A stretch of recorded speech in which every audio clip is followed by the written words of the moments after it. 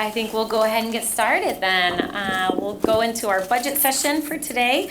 We have a full lineup, which includes fire department, parks and rec, forestry, and then energy programs and plans. So we'll kick it off with our interim city manager, and then we'll get started with fire. Thank you. So, Mayor, you talked about the who will be presenting today. So fire will go first, and we'll hear from parks. And then we'll hear from Allison Sutter talking about energy programs and plans. And like we did at our first session on April 24th, if you have questions, please feel free to ask them. Staff will make note of the ones that we can't answer, and we're compiling those questions and answers, and we'll be bringing those back to you later in budget reviews. And those answers to questions are scheduled for May 22nd and May 29th. And so I think we're off to a good start, and looking forward to the review by fire, by Parks and Recreation, and all the things that they're doing, and then energy programs and plans. So with that, Chief Lehman will get us started. Welcome, Chief. I should start us off by congratulating you and the department again for hitting that milestone of 50,000 smoke detectors in over 8,000 homes. So congratulations. Appreciate your work on that.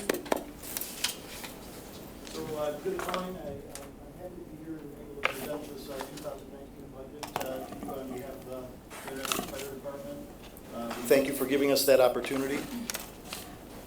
I'd like to start with our strategic plan. We did present the strategic plan to the commission, but what I'd like to do is show you how this strategic plan aligns in its first year with our budget for 2019. So I'll take you down on the left-hand side in our response pillar. Our desired outcome is the effective all hazards deployment model with appropriate staff and apparatus. This budget adequately funds 199 personnel and keeps all of our current staff and apparatus in the mix. It allows us to create that effective deployment model to meet the needs of the community. And so that desired outcome is being met and aligns with our budget. In our training division, provide the appropriate skills and education to ensure sustainability and growth at all ranks. This budget allows us to fully fund that training division as well as create succession planning monies, which we are using effectively to be able to support that desired outcome. In the prevention division, create a safer community by implementing an effective community risk reduction program. We're doing this in two ways. Both through our risk-based inspection cycle, we are going ahead and addressing the needs of the community and reducing the risk in the community through that program, as well as through our RSP program, our residential safety program, which you just mentioned, which is really gaining some heavy traction and setting the standard across the nation. In our wellness pillar, we look to create a healthier workforce through researching, designing, and implementing a structured wellness program. This pillar was not always funded to the best level in the past, and so we're really looking at how we can support the programs within this health and wellness pillar to be able to effectively increase injuries within the organization, look to develop a healthier workforce, and thus reduce healthcare costs within the organization as well. So we do see a direct tie-in to that pillar as well. And in our last one, in support services, provide continuous improvement of resources in deliberate manner and a planned manner. And supported underneath this pillar is our lean and our division of planning, and that is represented here today with me. But this planning division allows us to maintain a very efficient work environment and efficient processes, thereby streamlining and doing cost containment at every single place that we can. Also within this division is where we look at doing our station replacement program, and there is monies budgeted for funding of land acquisition for a new fire station site as well. So that's how we look at aligning with our strategic plan in this budget cycle. And I will go to the next overview of the fire department if I can. The Grand Rapids Fire Department is in the top 1% of all organizations, fire departments in the country. We do have a commitment to excellence in our community, and we do also, out of our 11 stations, we staff for a flexible deployment model. So we're able to respond in an all hazards environment to this community. We utilize 15 units across the city in order to meet those emergency and non-emergency outcomes.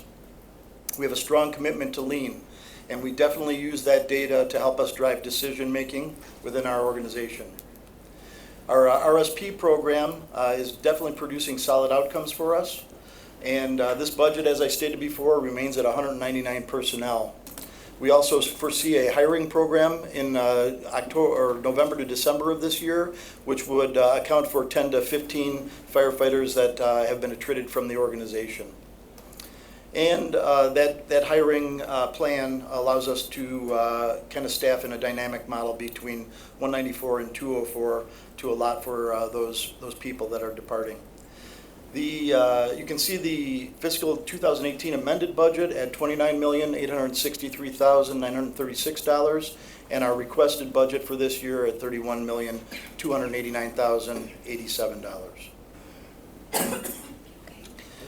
The fire department response outcomes. So citywide, we have definitely stabilized our critical performance metrics. We directly look at those and how they align with the community needs. We have also looked critically at our data and looked at all outliers so that we can investigate those and make sure that we are not that we're correctly capturing and correcting for anything that's outside of the norm. And by doing that, we rely heavily on our data so that as we look forward to station alignments in the future, that we can make sure that they're being done in a very specific way to meet that data. Chief, I'm sorry, Chief, can I ask a question? Can you go back to the previous slide? Can you share with us a little bit about what the increase is from last year's budget, the 29 million to 31? That's about a $1.5 million increase. Can you just help us understand what that's paying for and put our heads around that a little bit? I can do that. I can also, at the very end of the slides, is a breakdown of the budget. Okay. And but I would be happy to address that at that time, or I can do it now if you'd like. Yep. Okay. I'd like to bring your attention to the reliability in this graph, which is outlined in green. And the reliability here, which means our ability as a fire department to be able to answer calls in the manner that would allow for apparatus within their geographic locations. That shows a decrease there, but that data set there is not accurate. The reason for the downturn is the way that we capture that data in the computer system, the CAD system, and we haven't gotten the fix in the CAD system yet to be able to realign with the way that we're dispatching now, which is called ARL, and that's Automatic Resource Locator. And so that dispatches our equipment based on their geographic or on their location, based on a satellite capturing of the location. And so we're actually improving that metric, but it's not being captured in this performance measure. Emergency call volume in the city. I direct your attention to the yellow chart there at the bottom right, and it might be difficult for you to read, but we annually respond to 24,020 calls across the city. That averages approximately 66 calls a day. Those are emergency responses, and that graph to the left represents our total emergency responses. The center graph in blue represents our EMS responses to emergency medical calls, and then the graph in red represents our responses to actual structure fires. So our EMS responses continue to be higher between the waking hours of 9 a.m. and 10 p.m. And it only makes sense that when the time when people are most active is the time that we would have the most responses to them. Our fire alarm levels, they peak in the evenings when people are at home from work, and this is represented between the hours of 5 p.m. and 1 a.m. Our actual structure fires are accounted for 266, or 18.18% of all of those incidents occurred between those hours of 5 p.m. and 1 a.m. This map indicates also some temporal analysis that you can see highlighted in red, shows you where those highest volumes of the day are located. Yeah, Commissioner? Yeah, I have a question about that, Chief. This has been something that we have talked about for several years, and I know that the mayor, back when she was a commissioner, and I took a ride around the area, downtown area, where there were some regulars who you would have to respond to, EMS responses, and then take them to the hospital. I knew a doctor who lived in our building who said that he had an individual had 7 bracelets. He'd been there 7 days in the week. Have we done anything to graph where those are and how much that is costing, and then had a subsequent discussion perhaps with our hospitals? Because I know it's a huge expense for us, it's a huge expense for them, and perhaps we're not addressing this in a more systemic way that could be cost savings for everyone. So you're very intuitive. This slide right here represents exactly that. So our total EMS responses rose to 15,200 for 2017. It represented about a 4.5% increase in EMS responses. While all of our districts are busy in EMS responses, our central district, that LaGrave station, which represents a very minor square mile area of 2.5% of the total square miles of the city, it continues to see the highest call volume. Almost 16.3% of our call volume is located in that area.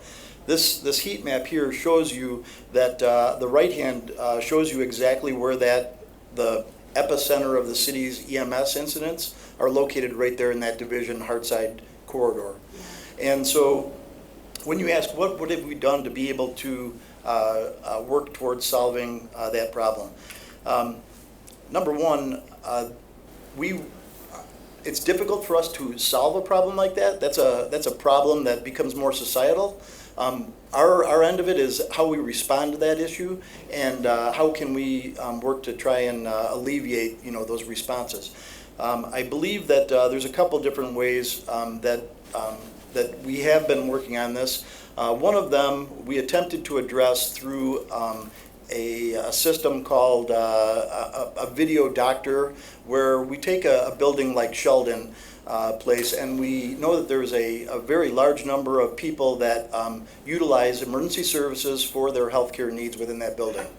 So we worked on trying to institute a program there where they would be able to actually get online in front of a video terminal and see a doctor there, get medications prescribed, do all those things, and we helped to facilitate that.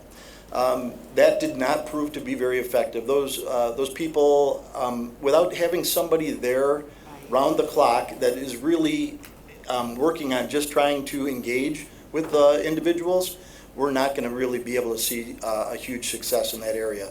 The same goes true for our ability to be able to interact with the people that you referred to. We refer to them as super users. So we definitely know and track. We've got our top 10 list of super users, those people that use our system over and over again, some of them multiple times a day. So how can we impact those people? I believe that there is room for discussion, and there has been discussion going on to be able to bring together the different social service agencies, as well as the hospitals, as well as ourselves, police, and the EMS agencies, to have discussion around impacting that direct group of people.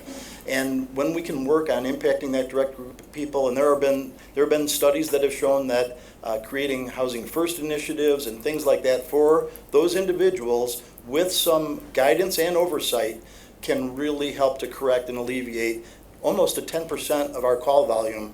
Could possibly see a reduction in that, definitely within that neighborhood, but it expands farther out than that. So I believe there's room for more discussion along that line. Well, I guess I'd like to ask that we follow up with that and finally really do that. I mean, we're in this new era of governance, and we're looking at solutions to these more thorny problems, but the cost savings is real, and I think that fits with our goals around collaboration too, outside of the city, and pulling these groups together and really doing a deeper dive about how I think there'll be cost payoffs for everybody, or savings. And I don't know, have we captured any of our costs, or is that? Well, it's very difficult for us to say, because our costs, our people are there and responding. And so it's how our resources are tied up on those incidents that really impacts us. Because when we're tied up on an incident where we're being utilized as basically a taxi cab because for somebody that really is being funneled through an area of the system that they don't need to be, and we have an emergency response that comes in, and that unit should have been in place to be able to respond, that's where it really is impactful. When you have an incident like what happened the other night where we lost a 2-year-old, if we had units out of place because they were busy on incidents that involved people that, that weren't necessarily utilizing the system in the right way, those are the very impactful incidents to us. Certainly. Oh, we've been analyzing the data in that district for years. Yeah. And I can tell you that we've had frank discussions that we're probably heading towards a 3-unit deployment out of LaGrave in the next 5 years if we don't do something. The unit hour utilization on Squad 7 is close to unsustainable. Those men and women are working very hard. They're in the streets all the time. And then we have a rescue running the whole city for fires. We're not in the danger zone yet with how much they're deployed, but we're close. And so now is the time to make that investment, or you will see us have to put a 3rd unit in service within the next 5 years or so. So it is opportune for us to do that investment upstream and try to prevent this and bend that curve down a little bit. Right. Yeah, it's timely. Well, Brad, we know you've been looking at this kind of analysis for a long time and have a lot of faith in you, and so thank you for that. It's encouraging. Chief, in follow-up to that, are you familiar with, or maybe Brad, you are, the program in town that was created a few years ago, Tandem 365, for heavy super users of emergency rooms? I wonder if, have you had any conversations with them about potentially looking at the individuals you're referring to and maybe doing some wraparound services proactively? Yes. Is that not a viable option? I think the main thing is that there are, in a community such as ours, there are so many different agencies that are touching these people in many different ways. None of them really have a good handle on how many people these people are actually impacting. So I think that's a good initial contact, but it's a broader conversation than that. And I believe that the ones that really have the most skin in the game are the emergency room facilities. Right. Just seems like with some coordinated efforts with some ownership of who's working with what individual or client regularly. I mean, that's kind of the structure at 365, Tandem 365, is you assign a patient to a team who provides intensive, typically in-home or one-on-one services to try to prevent those individuals from coming into the ER when they don't have urgent or acute needs. And we actually just met the other day, and I think that would be a very good direction for me to point our new EMS captain in, because we found that through this telemedicine not being as effective as what we wanted, we were looking at that next alternative to really reach out for, and so that can be it. Yeah. Terrific, thank you. I think this is an example of a potential return on investment, both fiscal and for the sake of the humans involved, of course, for the transformation fund. It might be. Could be a good transformation plan value stream, potentially, to work on this. So, because if you remember the Hartside lighting presentation that was done a while ago, and you saw the heat maps having to do with police response, it's the same map. So we have our police force that has, we've actually created a new police service area for this area. And so it's consuming a fair number of resources. Fire department, the same kind of thing. Chief mentioned the emergency departments that are being impacted. And then you've got the agencies that are actually trying to help the people who we're responding to. So it isn't from lack of attention. It's, I think you mentioned lack of coordination. That if there's a way to do this together, we may be able to do a better job of that. Well, I don't have your strategic plan memorized, but I think it's in the strategic plan that, am I correct? To engage the community. And specifically take a closer look at this issue.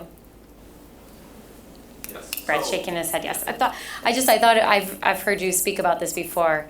I think what I found, and this is a larger conversation about the transformation plan, I think it's confusing, especially as more departments have their own internal strategic plan, to have the sustainability plan and a departmental strategic plan and a transformation plan. And it seems like there's a lot of duplication and overlap. And I think it's probably worth a larger conversation around this body once all of you have had a chance to read the transformation plan. I spent quite a bit of time on it, and I think it's a little confusing as we start talking about multiple plans. And but that's probably beyond this conversation about the fire department.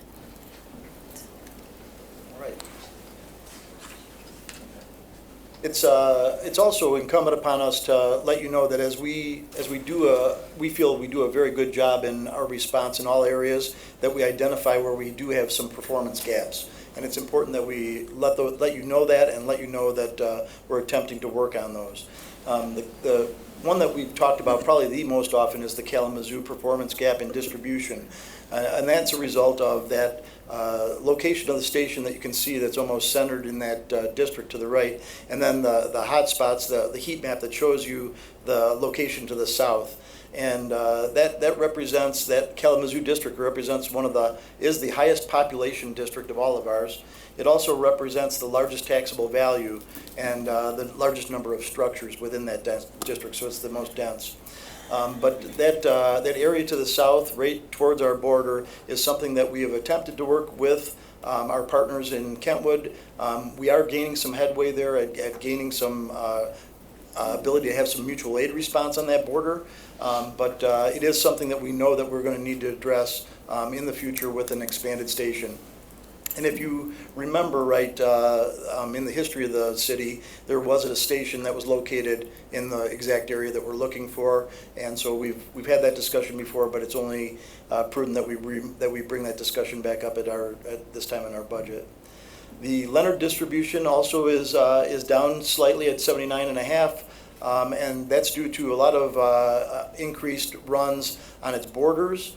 It also represents the second largest district in the city, and so that's an area where we have a little bit of a performance gap.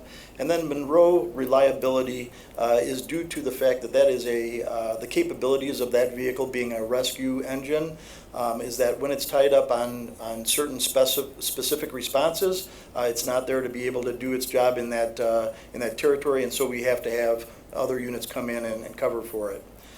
Chester has about 11.5% of simultaneous calls that happen within that district, and representing about 263 times annually, where other vehicles have to come in and cover calls within that territory while Chester is out on another response. So just something that we're keeping our eye on, and we're looking for those opportunities as we look at realignment in the future to be able to correct for these performance gaps. Chief, is the thought on the Kalamazoo station to expand the station in its current location, or maybe look at a joint location with Kentwood further south? We've had all those conversations. The actual right now the Kalamazoo station is a double company station. Mm-hmm. So right now what would be truly indicated is the location of another facility, not necessarily, and we could split equipment out of the Kalamazoo station to be able to meet this gap. Other opportunities for us would be to look at opportunities with Kentwood to be able to, but they do have a station that's located just to the south of this border with them. So I don't believe that it wouldn't benefit them necessarily as much.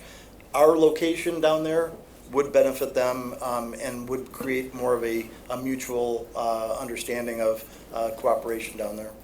So the increased calls from the Kalamazoo are Grand Rapids specific calls? They're Because I know Grand- sometimes we do have to help with Kentwood. That's not creating those are- this gap. Yeah, those you can These are see. Grand Rapids Yeah, specific you can calls. see specifically the border Got it. line that's outlined there. Yeah, those are our calls that we're Got it. responding to. Thank you. Chief, do you have data on mutual aid calls and how often we're going into other communities and vice versa? We do, and right now, as we review that data, we really, the impression would be that we would be going or having them come in, or us going a lot more than, and the actual data shows that we're pretty even. Assistant Chief Brown can actually pull that up for us. So we received aid 71 times in 2017. and we gave aid 74 times. Huh. So it really shakes out. Kentwood gave us aid 18 times, and we gave them aid 21 times. Kentwood by far is our best auto aid partner. We work very well, and it's a very even relationship with give and take. Is that because of size and proximity? That and Engine 6 and Engine 52 have similar staffing, similar type districts, and they're very good at answering each other's calls. Yeah. Where some of our other agreements, we may be staffed a little differently than the places we're traveling into. Nice. Thanks. That's good to know. And always great to have those people standing behind me that I was have going all to that say, information I at could their see him pull out fingertips. his phone the minute I asked. So our succession planning, which has been very generously funded in our last budget cycle and continues in this budget cycle, is really helping us with the fact that we've had, in 2017, 27 promotions, which were as a result of 9 retirements, and actually there's more to that because when somebody that's higher up in the organization retires, it creates subsequent promotions down the line. So that's why those numbers are a little bit different. But the extensive retirements that we not only saw in last year, but that we continue to see going in through this year and through this budget cycle.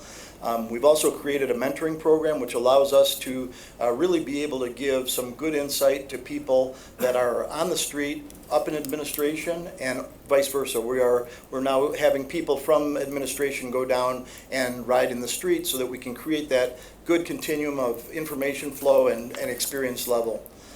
The succession planning that we're doing right now and the way that we're adequately utilizing those monies is our ability to send people to the National Fire Academy for some technical level, strategic and operational planning that they're able to go out and do there, as well as experience those classes in a very dynamic environment.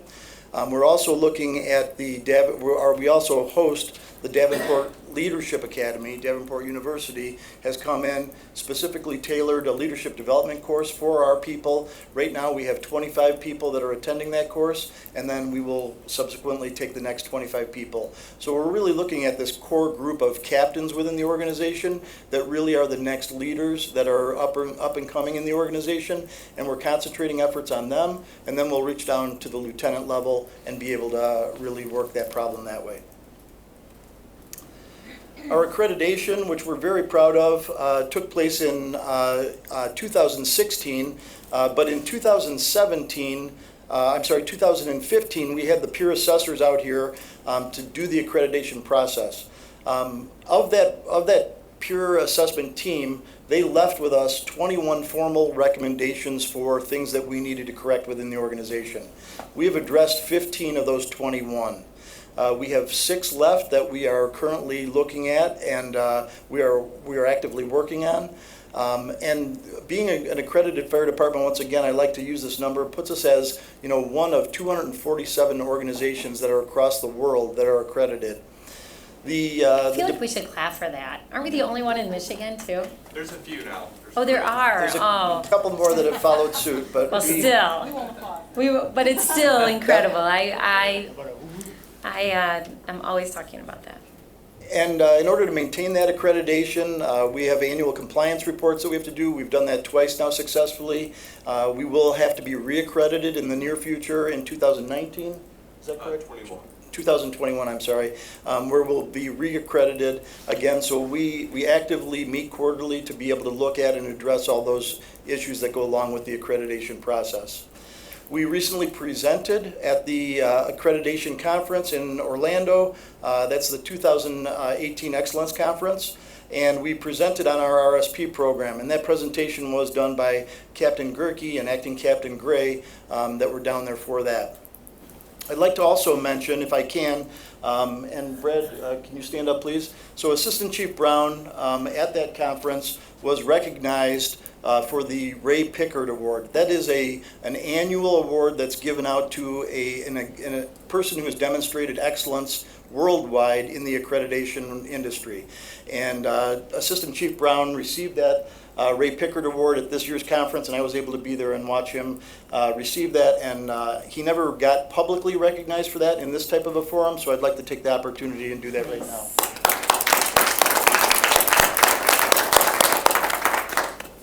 I think it just goes along to say that, you know, we're leading in this area, not only through our staff being able to reach out and assist our organization as well as other organizations, but we are also leading in the area of prevention, where our RSP program is a model that is being looked at, and the numbers that we're utilizing in that program are really astounding.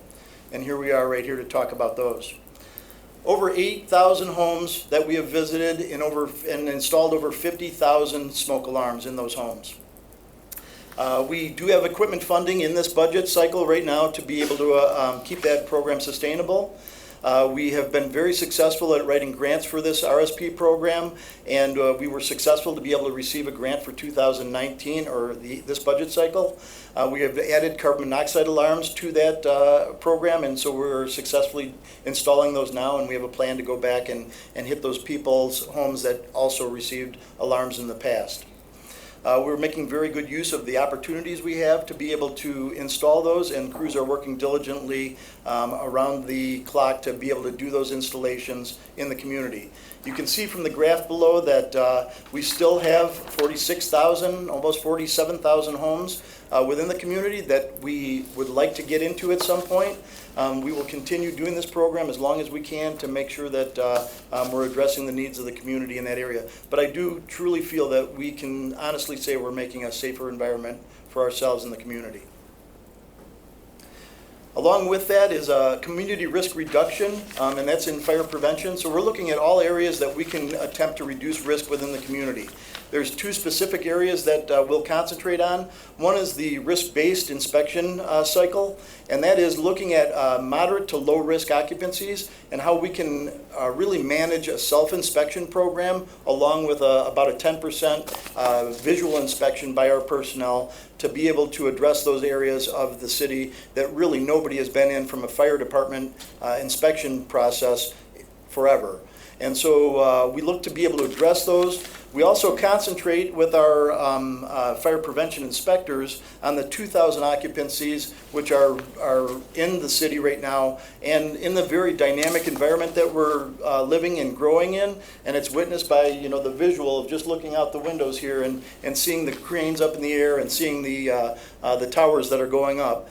So we definitely have a very active fire prevention bureau who is working for us hard out there and being very, very efficient with their operations. I would like to say that we have received from the Development Center funding for 1.2% of our personnel to be able to account for this growth within the community, and that we've always also budgeted for overtime, because while we have 4 inspectors, we do know that when we run the numbers, it's going to take 4.6 people to really keep up with the environment that we're operating in. And so that additional 6th person or 5th person, we don't feel is necessary at this time to be able to reach out for a full-time employee, but we are able to supplement by using overtime to be able to capture those people that are able to do those inspections for us from the shift. We continue to look at our apparatus reset plan. That is a very, very good program that's working for us. Those monies were on a capital level are now a pass-through from us and slide over into the overall city's equipment purchase plan. We are expecting 2 engines right now to come off the line in early summer to be able to augment our fleet. We have been struggling recently until we can get that equipment back. We have been struggling with our reserve equipment fleet being utilized almost on a daily basis. Platform 3, if you remember, we had an accident where the platform was hit out on the highway while we were operating on an emergency scene. That platform has been out of service for over 2 years now. It is only, hopefully, next week that we can get that back. That has been a very, very, but that went through a damage repair, but then a refurbishment at the same time.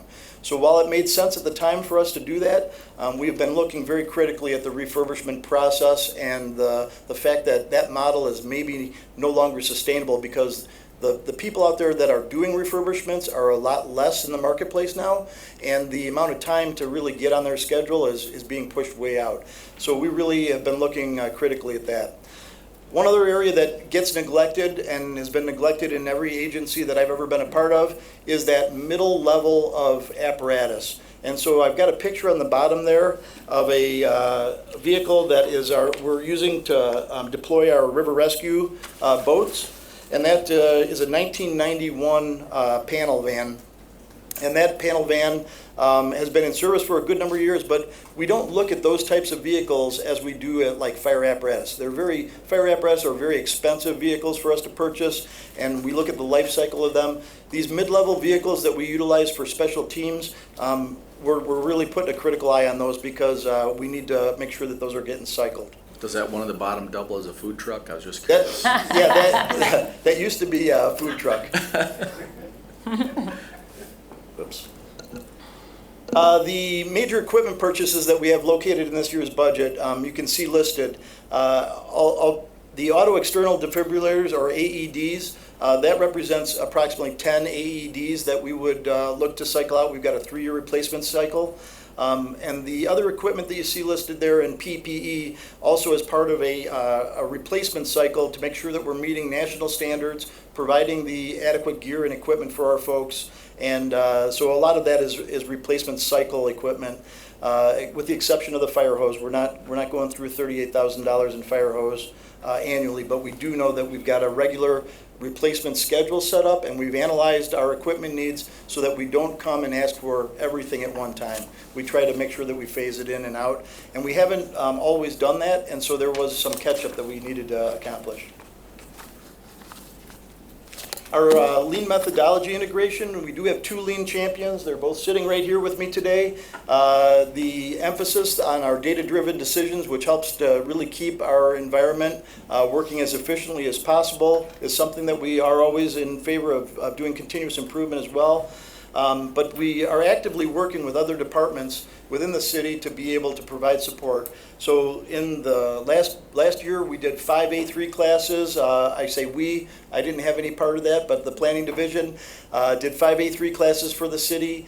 We continue to do those classes as we come into this budget cycle, but also we've been asked to assist with strategic planning for other divisions, and we're happy to be able to do that.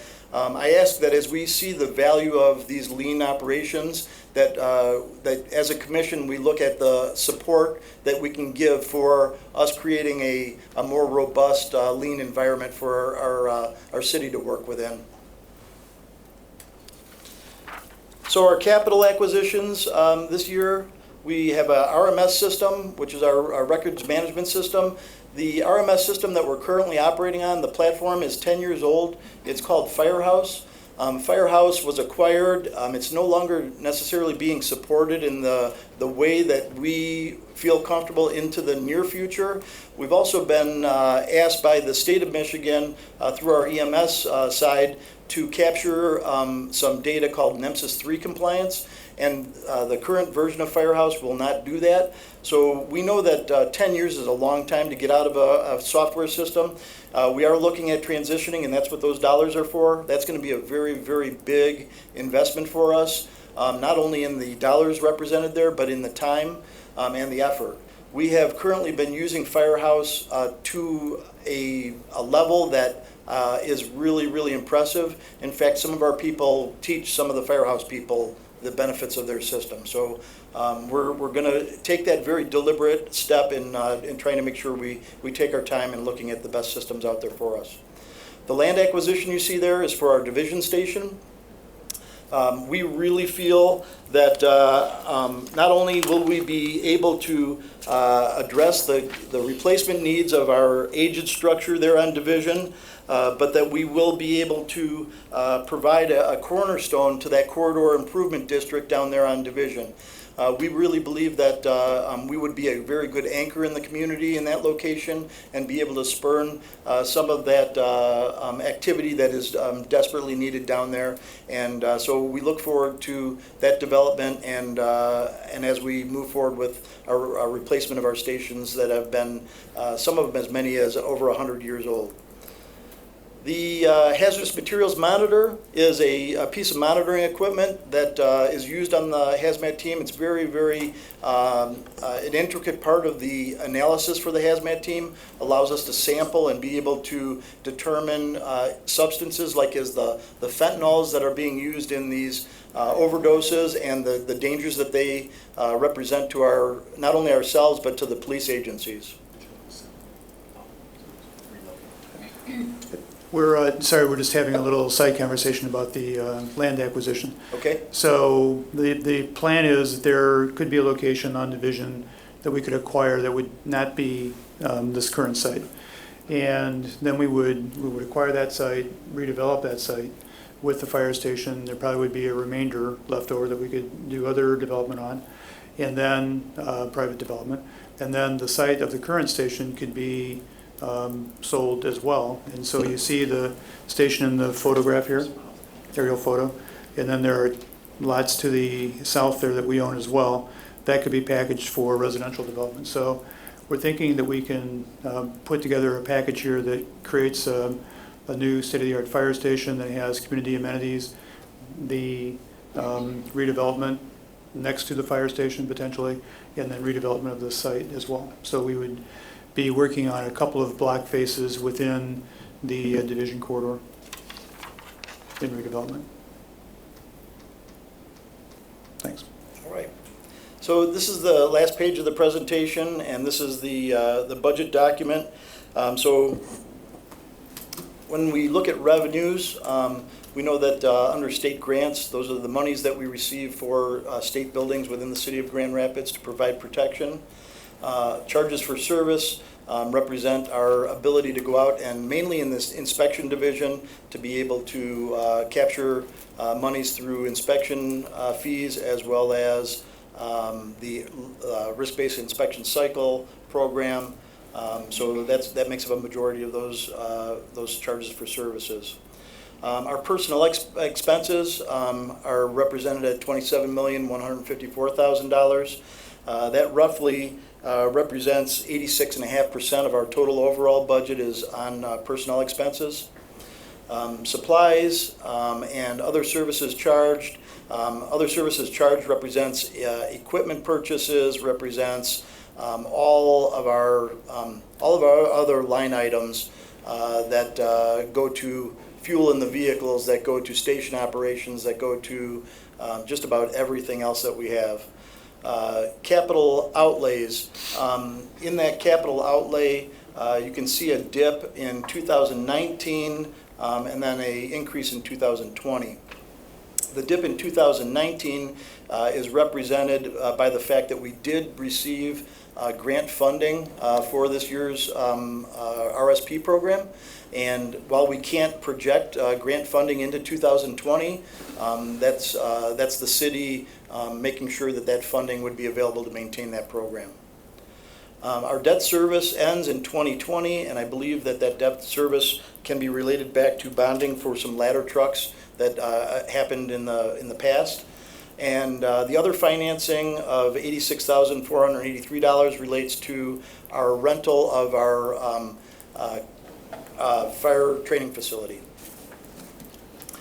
That brings us to that total of $31,289,087.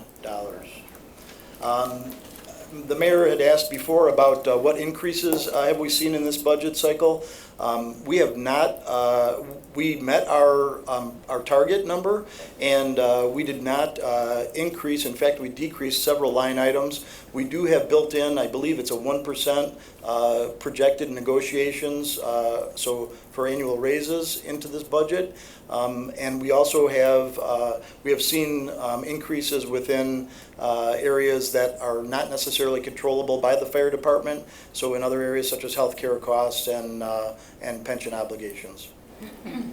And Eric, are we going to be going through a breakdown of all of the OPEB and pension obligations? We talked a little bit about it during the summary. If you'd like more information, we can bring it back. All right. I hadn't intended to bring it back, but we can. I'll look at it more closely, and then if we have questions, or if commissioners have questions, we can always bring them back. So is the bulk of the increase then related to just overall personnel costs with pension and OPEB and healthcare? I would say that would be accurate. We did not. We were held very tightly to our target number. And so there was not a. In fact, we ended up with some good reworks and came in at a very good number to what was asked of us. So, And can you remind me for the fire department, what's the percentage of personnel services going to pension obligations and OPEB? I can't remind you exactly. Maybe Scott knows. We can look. Okay, we can get that.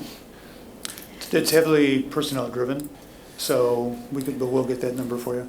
I will confirm that Chief met his target and the fire department met their budget target. We also brought in some additional capital expenditures that normally would have been in the capital fund that are more appropriately here in the operating fund. And so that's part of the increase as well. Okay. So. And then, Chief, is the projected forecast for 2019 for the state grants, is that what we have received in the past, or does that capture some of the discussions happening in Lansing right now around increasing funding for fire protection grants? So, I'm sorry, can you repeat that? So I know that there's conversations right now in Lansing about increasing fire protection grants for communities. And so I'm just curious if this 251 captures what we're projecting based on the conversations in Lansing right now, or if it's based on the amount we've received in the past. It's based on the amount we've received in the past and what and the numbers of installations that we've done. We've been successful, I believe, if I can say, 4 out of the last 5 years or 5 out of the last 6 years in our grants for that RSP program. And so it's recognized from the federal officials as a very successful program. I can't imagine that they're going to continue to fund that infinitum. So I think that it's a decision based on what we feel is appropriate and money well spent. Whether you would see the value in continuing funding that program. Okay. I will tell you that in addition, if you look at all of these numbers totaled here also represent those numbers that City Manager DeLong was talking about that were rolled into our budget from capital. So, Chief, right now we're spending $86,000 a year to rent the facility for training, but the plan is at some point before 2023 to move that. And so maybe this is partly for Eric and partly for you. Is the moving of the training facility in the capital outlays for 2020, 2021, or is that going to come from the separate capital improvement fund? That will come from us. It has to be in the capital improvement fund in the future. Okay. So right now what we've programmed are 2 stations. We talked about the fire training facility because we are looking at the Colebrook renovation, which would mean that our training center would have to move. And once we figure out the timing of that, then we can start programming the timing of the relocation of fire training. Okay. We have a couple of options. We looked at splitting it north and south.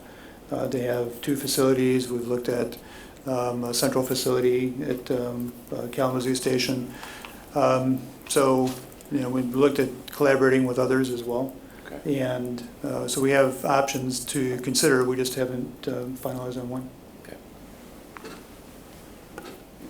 All right, that concludes my presentation. If anybody has any other questions, I'm happy to entertain them. All right, commissioners, questions? All right. Thank you, Chief. Appreciate it. Thank you very much. I Yeah. appreciate the opportunity. Yeah. Thanks, team. All right. Yeah, I just have a question for the city Yeah. manager. Sure. So I want to make sure that I'm keeping track with the various presentations. Mm-hmm. Sometimes we'll get a PowerPoint that has kind of this breakdown, so with the budget information that the chief just provided, it's in multiple places in here. but he has it all in one document, which is valuable, Sure. I think, collectively, and I'm assuming that will be the case for some of the other departments. So what's the best way for, I don't know if we need every PowerPoint and every page, if it's a summary, I don't know, but Sure. somehow, We can get you the PowerPoints. okay? So, because they're PDF and I can send those out to you electronically, or Okay. we can print it for you, whichever you wish. Okay. Yeah, I think that'd be helpful for everyone. And then, commissioners, if you have. Actually, if we could have them ahead of time, so we could make notes on them as we're going through them, not afterwards is better. That's a really good point, because Yeah. then it'll actually help. Microphone isn't on. It'll also help for the discussion for the presenters, if we're able to kind of have most of that information already. Yeah. And then we can go straight to some of the Yeah, questions. because some people may read ahead and formulate my questions so I can give an educated question. Right. Yeah. So what I tried to do was tell you, what's coming up, and so it is all in the book, but just not in the concise format that it is in the PowerPoint. And we can try to get the PowerPoints to you ahead of time, but that means I need to get them ahead of time, and sometimes we're like, here we are, time to present. You know what may be helpful then, city manager, so on here, they have the list, you have the list that will be presented. Mm-hmm. You had sent us the pages where some of that information was Right. located within. Yep. If we had the specific, so with fire, it was only the narrative. So it required looking for the Yep. numbers. Multiple places. So maybe that's the solution, is to, Give you- as they're coming, Mhm. you can just tell us where to go, and then we can still do the same thing. I think the PowerPoints would be helpful to kind of have a summary. I know that staff is probably working extremely hard to try and prepare, and things change at the last minute, but even if we could have some skeleton of a presentation, Sure. may be helpful in advance. I think that would be helpful. And commissioners, if you have additional feedback on the format, can you also get that to both Eric and Jeff? I know I have quite a few notes about format, including on the format for the section of Parks and Rec that I'll share a little bit today. But as you go through the budget, the structure of the budget layout is different than years past. And there are some pieces I like and there are some pieces I don't like. And I agree with you, Commissioner. It's very difficult when we have 12 different pages to jump around to for one budget presentation. And so I think getting that feedback again can help us think about the structure for next year, because if it's confusing for us, can you just imagine for our community and residents who are trying to follow along and who actually are really interested in better understanding the budget? Right, because in some ways, when, what's in here is really good information, and the way it's split out is really good, but it's not presented the same way it's in the binder. So then that's where the confusion comes. Sure. So I don't know which way is the most optimal way, but it seems like by division or by department, that's how it's being presented to us, and maybe perhaps this could be structured in such a way. And then there's the summary of the budget. I think, we know the difference between general fund and some of the other funds and how those operate, but I think it's more confusing for the public. They just know the city is paying for this or responsible for this, and they don't necessarily see the funds separately the way we do. But it's presented in here that way, but that's not how it comes to us as we're having the presentations from staff.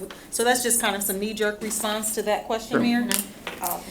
Well, and I'll give feedback right now.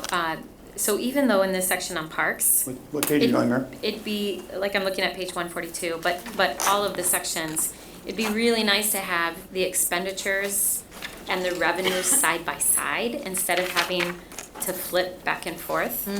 And then some of the fund is broken down by percentages and not by actual amounts, which I found very confusing to me, trying to figure out, so what's the amount for 40.6% of operating fund expenditures and 6.4.2? So that was confusing to me as well, and trying to figure that out as I was reading through the budget wasn't all that helpful. So those are a couple of the feedback, but I think we should make a list so that going into next year, we can make sure it's laid out a little bit more simplistically.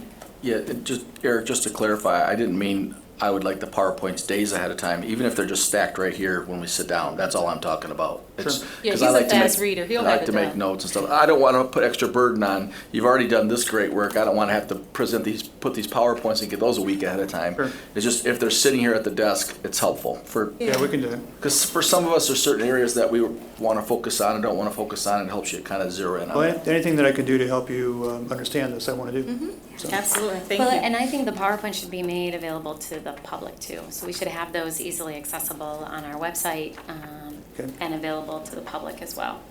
Sure. All right, sorry to get off track a little bit. Not off track at all. It's a good breather, a break, if you will. Are we ready to go? Yes. Great. Thank you for having us. I'm pleased to say that this is our fourth budget presentation to you as a leadership team. And I'm pleased to have with me today those leaders within our department that have helped to build and structure this budget.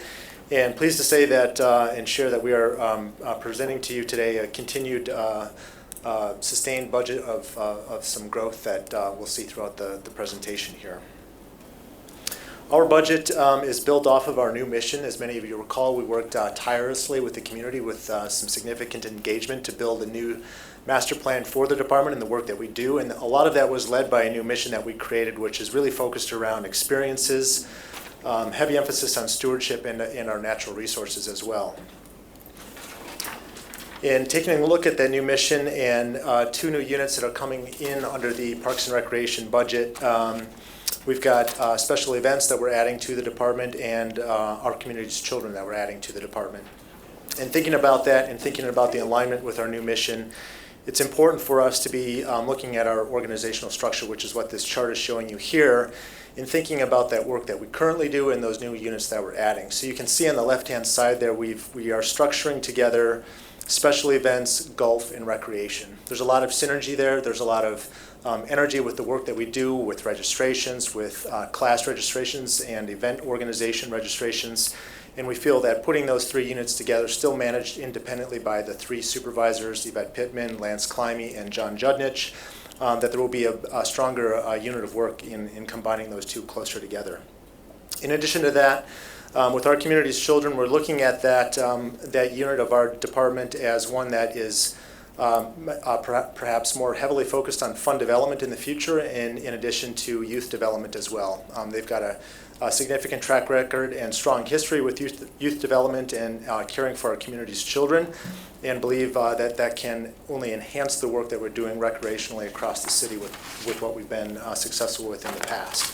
And then lastly, I'd like to turn your attention to the second to last box on the bottom of the page there, and we are calling that environmental stewardship.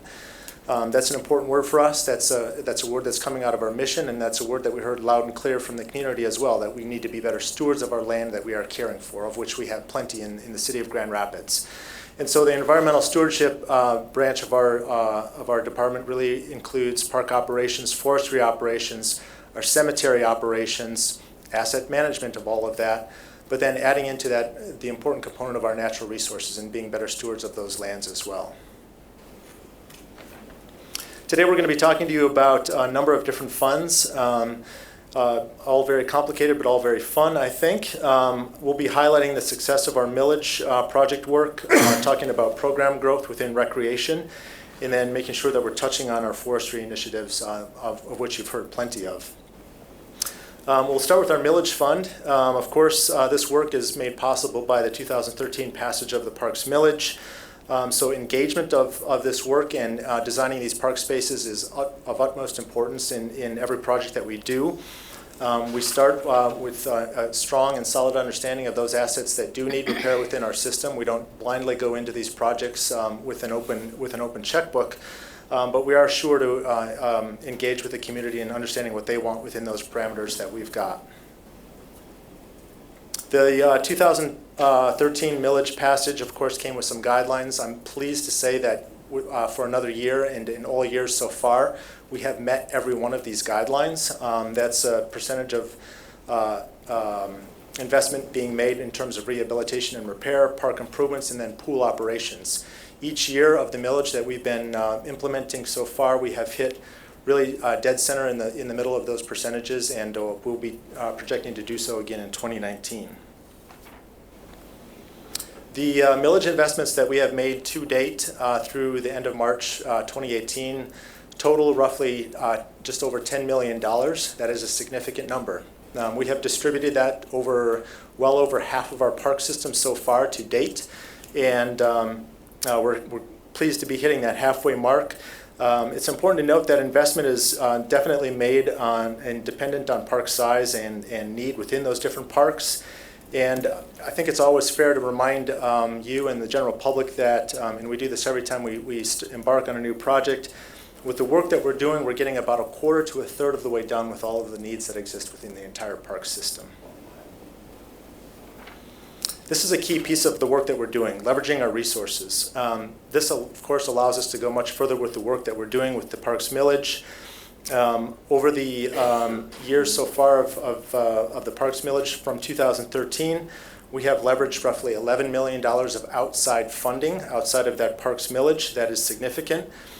You will see a number in there that is an MD&R grant recently received for the acquisition of the Monroe North properties at $7.5 million. That number is in there. I know it skews this number significantly. As does the Veterans Park. Yes, and you it take does. that in Veterans, it's. But I still think it's important to show these numbers. Those are dollars that we're not putting into work that we would otherwise have to for those important spaces. Yeah. I'd also like to highlight the importance of a couple of lines toward the bottom there. The Herman Miller Cares Grant for Roosevelt Park and the Cook Foundation Grant for Roosevelt Park. Recently, you were approved to embark on a contract for improvements at Roosevelt Park for a new walking path desired by the community and exercise equipment desired by the community. The city is putting in roughly $40,000 of Parks Millage funding, matched by $56,000 of outside funding from those two foundations. That is significant. That is coming to us through the support of the Friends of Grand Rapids Parks, and we wouldn't be able to go as far as what we're doing without that support, so that is worth pointing out. When you look at the total investments of park millage combined with that outside leverage funding, that total investment across our system so far to date is roughly $21 million. That is significant. You can see in the green bar charts above the blue, the green represents those leveraged dollars, and you can see how significantly further we're able to go with those leveraged resources. In 2017 alone, we've hit some major milestones. Roughly 32 of 74 parks have been touched with significant millage improvements. We have engaged over the course of 1 year over 500 residents on that work. That is a significant piece of engagement. And over the course of this last year, we've leveraged roughly $1.5 million of that millage funding. That's coming through the Richmond Park MD&R grant, the Huff Park MD&R grant, and of course the work that we've been doing at Veterans Park. We are preparing a grand opening celebration at Ball Perkins Park. Huff Park is nearing completion by the end of this month. That's going to be an exciting project to unveil to the public, and the public is looking forward to that. And we've got some significant groundbreakings that we're embarking on as well with this important work. Veterans Park, we just completed. We are rounding the corner on a major celebration at the end of this month. Please stay tuned for more details on that information. But I think this is an important project to highlight as it represents strong engagement, community engagement, and stakeholder engagement in this important work. It's an important one to highlight in terms of contractor relations that are strengthening across the city and the work that we're doing within our park system, in addition to highlighting the importance and the value that will be recognized in the upcoming celebration. Campbell Park is another one that we unveiled over the course of this last year. If you remember, it's hard to recall from this photo here, but we did have a pool, an old worn out and tired pool that was removed from this site. And we are working on, of course, ensuring in this work and all the project work moving forward that we're delivering the desired amenities that the community is wanting. A lot of that is splash pads, water play, and valuable play that the residents are looking for. The other thing that we're building into our projects at a higher degree is sustainability as well. So this is one of those parks where we've added new planting areas that have low water planting material and plant material that over time will require less maintenance, which is an important aspect to us. I think another cool piece about this park project is that when we're finished with these important projects, these aren't assets that are just sitting out there left alone. They're being activated. Shortly after the grand opening of this park over this last year, The Friends organization was out there with one of their summer barbecue and beautify series, where this park had a vibrancy and a life that I don't think anyone has ever seen in this community before. So that's worthy of noting as well.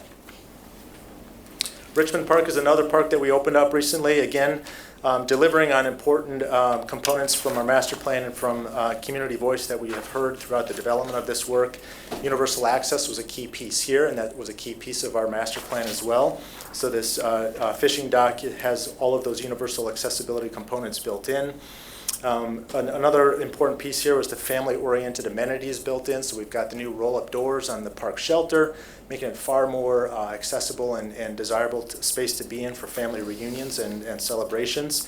And of course, this is highlighting the partnership with the MDNR and ensuring that we're growing that partnership and that relationship that we've got with that key organization to support our work. This chart here shows the millage investment from the beginning of the park's millage up through fiscal year 21, the anticipated end of the current millage. And there are significant projects here that are of course coming online. We mentioned Huff Park. We'll be breaking ground on Ottawa Park here very soon. Again, one of those key parks that will be an important piece in highlighting that accessibility piece.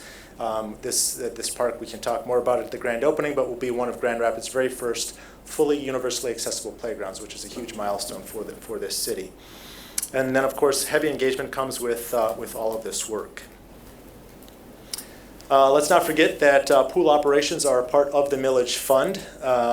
Roughly just under $1 million of the 3.9 or so that we receive annually from the park's millage is dedicated to keeping our pools open and operational. This year we plan to open up our pools on June 8th, that is Friday, the last day of school.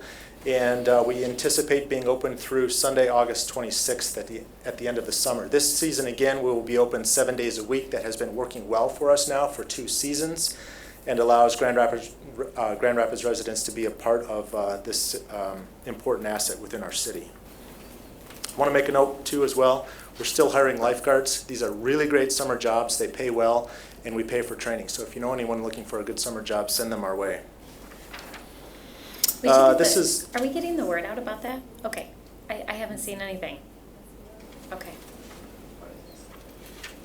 This is the fund statement for the park's the park's millage fund, and really what I would like to call your attention to here, which is not too difficult to see, is the forecast year 2022. That is the projected end of the current millage. Which means that we lose the capital funding for those important park improvements that we're making across the city, in addition to the funding to support the operations and keeping our pools open on an annual basis. I'd like to call your attention to this pie chart, which looks at the distribution of our park investments across our entire system from fiscal year 2018 through fiscal year 2021. And you can see Ward 1 in orange, Ward 2 in yellow, Ward 3 in green. We are fairly well balanced with the distribution of these investments, and I would say along the alignment of how we're investing per the guidelines, we're keeping our testament to ensuring that we're investing in a balanced way across the city. Yes? Excuse me, quick question. So just to make sure I'm understanding this correctly, the amounts are the amounts that will be invested 18 through 21. Correct. So right now there's an imbalancement for what's been invested in the third ward, and I know we're kind of playing catch up. So the first year after the park's millage, I think 8 of the parks that were there were 8 parks renovated. None of them were in Ward 3.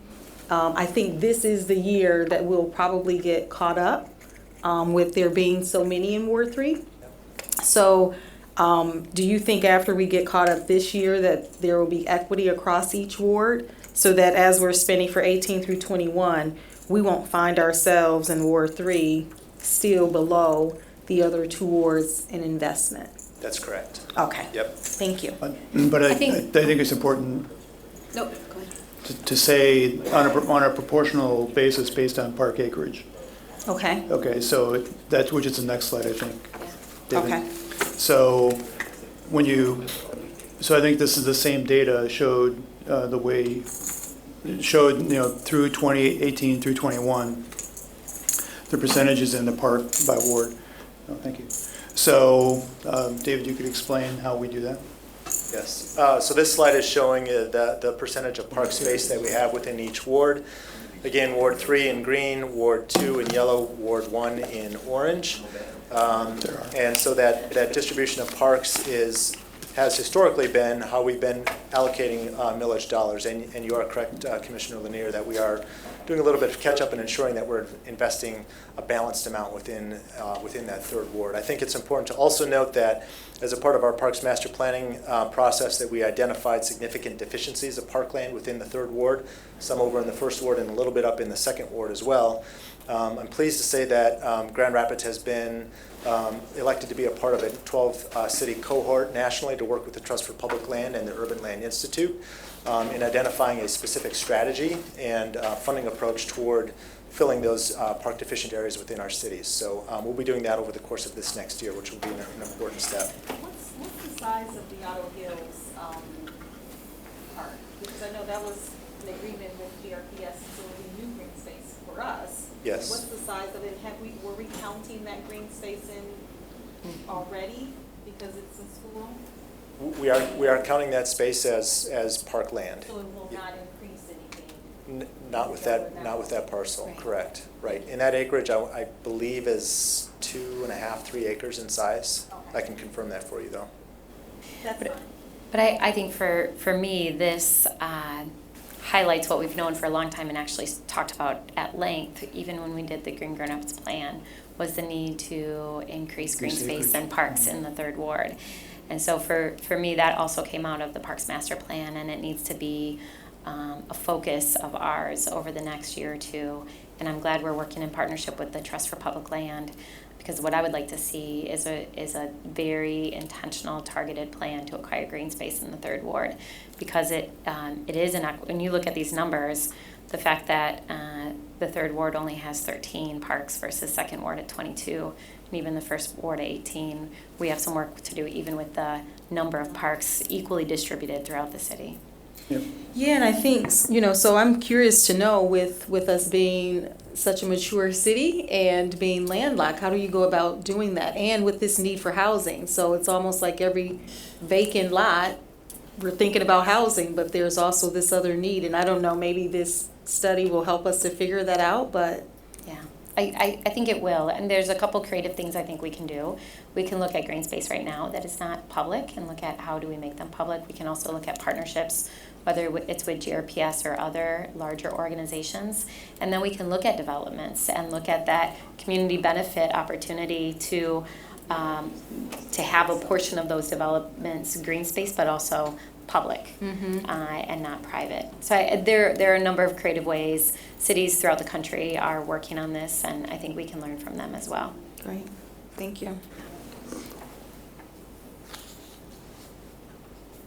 From the millage fund, I'd like to move us into our parks fund, which has a lot to do with our parks operations, forestry operations, and sustaining the administrative work that we do within the department. You can see here, what I'd like to highlight is that we are showing continued sustained growth of the maintenance of effort. That was a part of one of the criteria with the passing of the parks millage in 2013. We continue to meet those investment guidelines and meet the requirements of the of that sustained growth with the maintenance of effort, which is required to grow at the same rate of growth at which the general operating fund grows. And we have done so each year of the parks millage and continue to do so for proposed fiscal year 19 in the next 4 years. Yeah, David, can I ask a question about this? For this statement of operations, does this include everything that you included in a prior slide? So does the revenue and expenditures include forestry and events and our community's children, everything that falls under parks, or is it specifically to parks operation? This is park operations, forestry operations, recreation, and special events. Special events. So all of that falls under this? Yes. Yeah, OCC is in a different place. And you have a breakout of the parks maintenance operation versus forestry? We do. Okay. We do. Yep. The last thing I'd like to call your attention to before we move off of this slide is, of course, that forecast year 2022. You can see a significant deficit at the beginning fund balance at that fiscal year. That's with the loss of the income from the parks millage to keep our pools operational and sustainable. Can I just ask an additional question about that? The fact that more responsibility has fallen under the parks and that we are needing to respond more to forestry needs, it feels like the amount of money that we're actually spending on maintenance of parks really hasn't increased all that much, even though we've invested significantly in capital improvements. Is that accurate? It's hard when we've, over the years, added so many things to the Parks Department that now fall under your expenditures to really see apples to apples. The forestry, yeah, was an addition. Am I misreading this? Am I drawing an inaccurate conclusion? I think it's a fair assessment of what we're facing. With the growth that we are seeing in our parks fund this year, a bulk of that, you brought it up with the fire chief, with their budget, what is that going toward? A bulk of our costs really are being absorbed by our 87 charges, those healthcare costs, et cetera, and growth within existing staff that we've got in terms of salaries and pay. And the increase in staffing, has that largely been for forestry and events, and now with Our Community's Children falling under your department? Yes. Or is it going to actual, more boots on the ground to actually do parks maintenance? Covering existing staff. I think what we'll do is, you're asking a deeper question that I'm not sure David's prepared to answer. So what's the total staffing? How's it changed? What's the makeup? How much is forestry? How much is recreation? How much is pools? So that's what I think you're asking for, right? I am, and does cemeteries fall in this as well? Cemeteries is its own fund. Its own fund, Yep. Yeah. But they're, not captured in this. yeah, so, but there are, like many things we do, there are people who may be home-based in this fund that spend part of their time in cemeteries, because that's just the way we do things. But- I mean, I guess Yeah. my underlying concern is that we're saying that we're meeting our obligations and meeting the conversation we had before the millage passed, where people said, we want this money to go to capital, but we also don't want the city to reduce their overall operations or maintenance of parks. Yeah. But if we continue to include other services under the Parks Department, that increases revenue and expenditures, it implies that we're spending more money on maintenance when really we're not. I don't think we're cross-subsidizing. That's really what you're asking. And, but we'll find out. Okay. I don't think we are. So and one reason, I think the next slide talks about our maintenance of effort. Is that the next slide? And I just want to add, Whoop. Here it Oh, is. there we go. Well, there's another one more slide. Where's the blue chart, David? There. So, whoop, go back. You're in the right spot with the blue chart, just for a minute. Okay. That one, yeah. Okay, so we've actually increased our maintenance of effort significantly. And so in the early years, we actually plussed up the number it could have been lower in the early years, we plussed it up, and it's increased substantially. So we're over $6 million now, so it's gone up by $1 million over this period of time. So our general fund contributions to Parks and Recreation have actually increased dramatically. So, but what we want to do is find out whether we're doing any cross-subsidization or not, and verify that we're not. Well, and I guess I'm just curious, is the increase due to Parks. increased A87 costs, increased healthcare and personnel costs, or is it actually adding on FTEs to provide a higher maintenance level for our parks? I guess that's where I want to better understand where the money is going, and if it's just being absorbed by higher costs, or if we're actually able to. I mean, I'm sure all of us have heard complaints about our maintenance of not just cemeteries, but also parks. Mm-hmm. And even at groundbreakings, people have asked us about that recently. So I just want to make sure that we're able to maintain our parks at least a standard, especially as we continue to do parks projects. We do have some slides that get into a little bit more detail Okay. into some of those questions you're asking, so I'm happy to go through those, and Okay. if you've got yeah, further questions, we and can Mayor, address. just a point of clarification, because, which we probably already know around this table, but that extra allocation to catch us up with trees because of the number of dead trees is separate from this. Right. That's good. That's all separate. Okay, so, I'm sorry I diverted you. You may go back a slide or two if you'd like. Yeah, I'll just cover the highlights here. This really kind of pulls out that maintenance of effort from the fund statement so that you can see very clearly that increase for fiscal year 19 is proposed at 4.25%. That is that same growth increase that we're seeing in the general operating fund, which translates directly to an increase for the Parks operating fund, which equates to a roughly $251,000 increase. Eric is correct. We have seen continued sustained growth over the years from 2014. In those earlier years, we were successful in adding some staff and some maintenance staff to address those needs that we do have across our system. This year alone, in fiscal year 19, we are looking at more of those overhead costs that are absorbing that increase.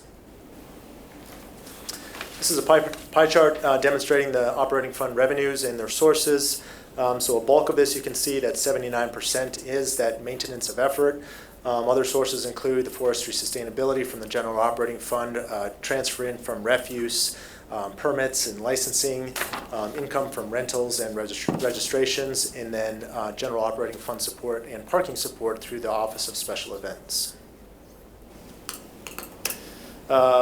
Expenditures by division here, we've got a bulk of them within parks operating, 40%. The other portion, 32.96%, is the larger portion there shown for forestry.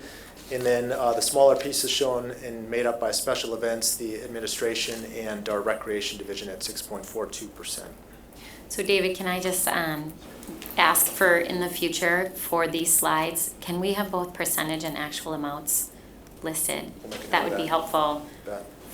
I don't know if my colleagues feel that would be helpful, but I'd like to see more than just the percentage with the actual numbers.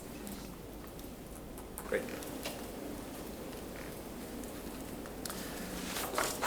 Getting to those questions with regards to levels of service and maintenance, we are showing this year how we address our system. And some of you have seen this information in the past. We look at it as a grade system, A, B, C, and D. For clarification and simplicity and a little better understanding, we describe what those different levels are. A, really kind of being a showpiece facility, those parks that have a lot of amenities and a lot of high need and a lot of high care. B is really kind of that standard that we'd like to be at across most of our system, and that is called comprehensive stewardship. C is really kind of that level of managed care. We're kind of taking care of the day-to-day things, but we're not out there maybe as often as we could be or should be. D is very much more of that reactive management kind of crisis response, where we have been in the past and where we are, I'm pleased to say, we are no longer existing. Pre-millage, before 2013, nearly 22% of our parks were classified at that D level, that reactive care or that crisis response. With the improvements that we've been making with the millage investments, we have moved that up significantly. We're now at about 82% of our parks at that level C, or managed care, which is a significant leap and forward movement, with only about 2.6% of our parks remaining in that reactive crisis response mode.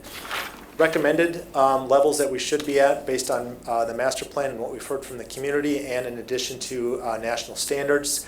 Roughly 10% of our system of a city of our size should be in that level A level of care, 60%, a bulk of our park system in that comprehensive stewardship level B, and only about 30% in that managed care level. And those are those parks that really just don't have a whole lot of amenities and are designed to be that way, or more natural open spaces.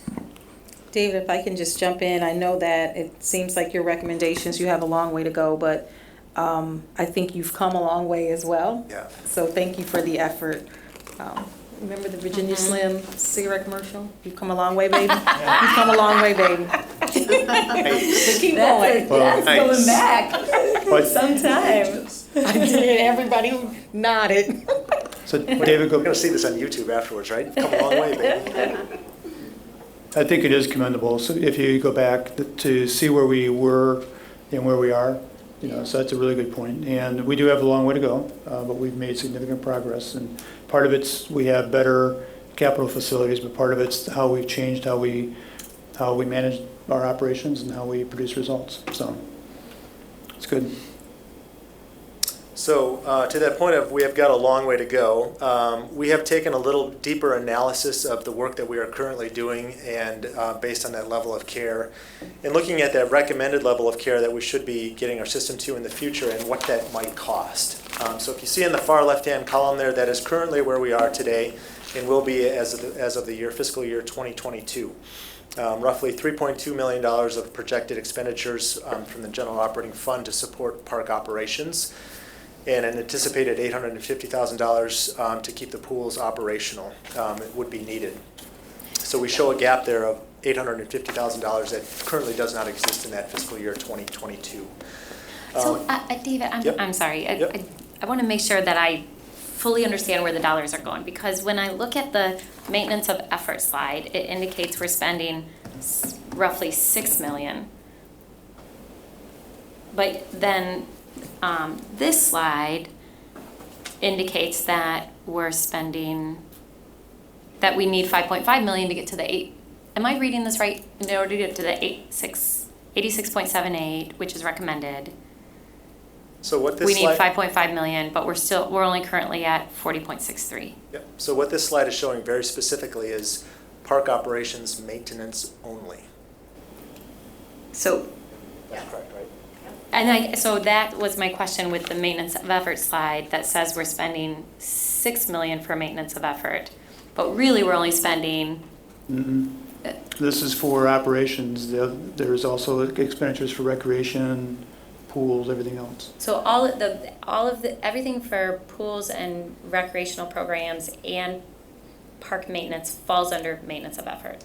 Yes, it does. Okay, so that, I think the title and the language is confusing, because I think when people think of maintenance, they're thinking of parks maintenance.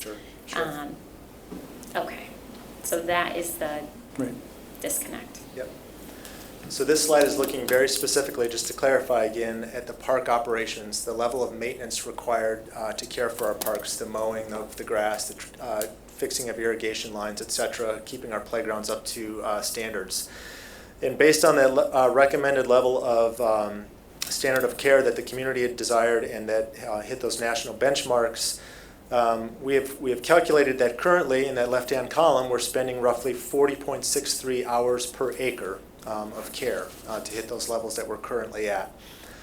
We calculate that based on tasks and the hours necessary to complete those tasks, we should really be spending roughly a little over 86 hours per acre in terms of the care.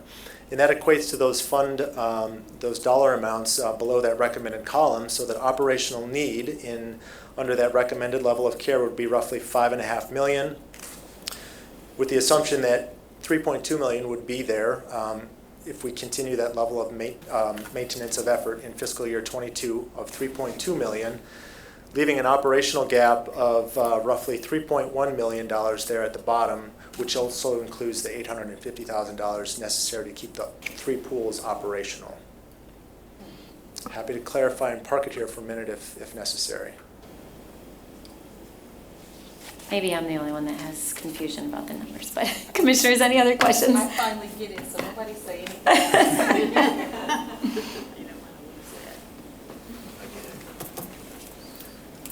All right. Okay.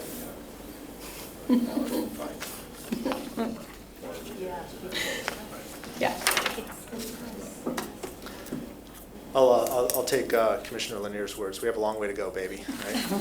Okay. I'd like to move into forestry, which is also a subset of this Park Operations Fund. Just sharing a few statistics with you. Our Priority 1 work is advancing significantly.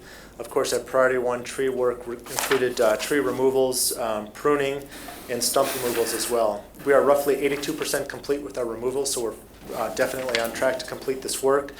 We're nearly 78% complete with the prunes of our Priority 1 trees, and roughly 41% complete with the stump removals. And we're anticipated to be complete with this work by the end of this month, early part of June. So we're on track with that information. Mayor? Yeah. I just really want to compliment Joe and your team, not only for the work you guys are doing, but all the subcontractors you're now managing, because in my day job, I'm literally in neighborhoods every single day, and I can barely go into a neighborhood and not see 2 or 3 crews working all hours of the day. And they're very respectful They're very cognizant of traffic and traffic control when they're doing stuff in parkways. And I don't know about other commissioners, but I think maybe only one call I've even gotten from a neighbor complaining about the work that was done and the quality of it. So again, that was a huge undertaking we approved, and the fact that we're this far along this early in the season is a credit to you and your team and the work that you're doing. So thank you. It's good work. Somebody's getting a lot of firewood somewhere, I know that. Line up for that. A lot of tips.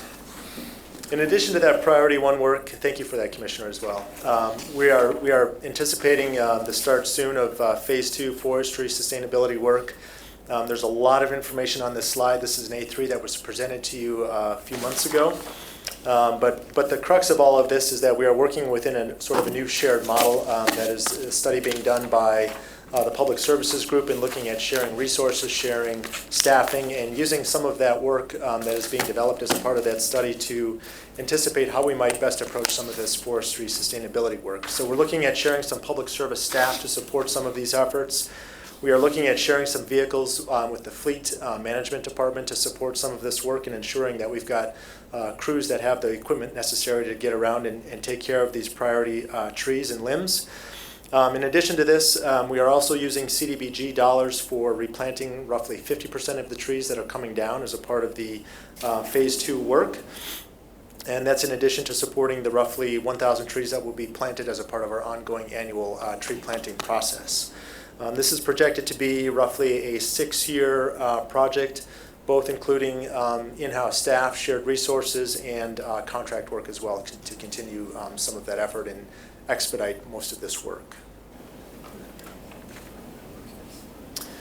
In addition to that, we are entering into our second year of building a Green Stewards team. Last year we were very successful in hiring youth within the Martin Luther King Park neighborhood to be a part of our park work. We equipped them with green bikes and specialized bike trailers brought to us and provided by, I'm forgetting their name now, Spoke Folks, thank you. They have generously worked with us in building these bikes for these kids to use. We provide them with the necessary hand tools. We'll be doing this again this year and pulling kids from across the city in all wards and all districts to be a part of this important work and helping us to go further with our own resources as well. Aquatics is an important part of the Parks Operating Fund as well. Of course, this keeps our 3 pools and 13 splash pads operational and running. Last year alone, we had nearly 40,000 pool visits. That's significant. In addition to that, we held 3 Water Safety Day events, one at each pool, and had roughly 268 participants, which is an uptick in swim lessons from the prior year. In addition to that, we're building in some new water instruction classes and water-based recreation with our kayaks and stand-up paddleboards that we acquired over the course of the last year. We're building in new kayak classes, so we're beginning some beginner classes out at Richmond Park for kayaking. Stand-up paddleboarding, learning to do stand-up paddleboarding will also be offered at Richmond Park. And with the anticipation that this will be future growth and possibility for expansion with this important work and something desired by the community. It's important to note too that in partnership with other organizations like Grand Rapids Public Schools and the Wilderness Inquiry, who is in town this week, we are able to offer recreational opportunities as a part of classroom learning as well. That canoe mobile experience is taking place at Riverside Park. Just kicked off yesterday with the mayor and will be running throughout the course of this week. So if you get a chance, I encourage you to take a peek out there. They're out there from 9 o'clock in the morning until about 3 o'clock in the afternoon. And if you feel so inclined, you can jump in one of the boats as our mayor did yesterday as well. It's fun. Jumping in a canoe. I didn't jump. I would add that the splash pads in particular, moving from pools to splash pads has been a huge hit. I know that I was at my daughter's house the other day, and middle of the day, just stopped in real quick, and she was going to take the kids to Sherry Park, but it was cold, but they were still going to go to Sherry Park. So my 4-year-old grandson comes downstairs in a swimsuit. He was going to Sherry Park, there was a splash pad, so I must be going to the splash pad, but like it automatically clicks in kids' minds, you know. It's good stuff. We've heard very good things about them, and they are certainly far less expensive to operate than a pool. We heard a little bit about the Colebrook site during the fire presentation. As you all know, this is a site that was anticipated for future park and recreation growth and expansion of opportunities that we provide recreationally. This really provides, as you all know, centralized access right on the bike trail, right on the riverfront, with the improvements that have been made there already and expansion that can occur there in the future. We're looking forward to this opportunity. David, what is the plan? I feel like we've been talking about Parks Department moving to Coldbrook Building for years now. What is the plan for that? I mean, I know there needs to be some capital in that building, but most of us have been through that building, even for Art Prize, and clearly it's functional.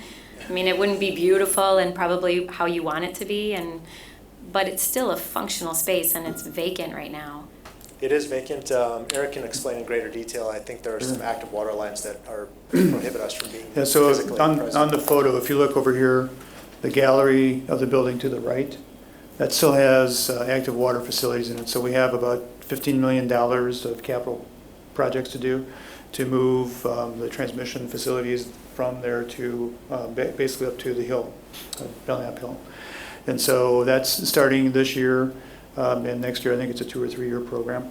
And so that's one of the, we had to get that in line as a first piece. And then it's what do you do with the building once you have it. So this is actually the most beautiful piece of it over here.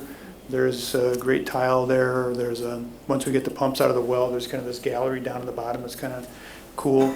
And then you go around to the front where, I don't know if we had Art Prize in there this year, but we had Joellen's retirement party there.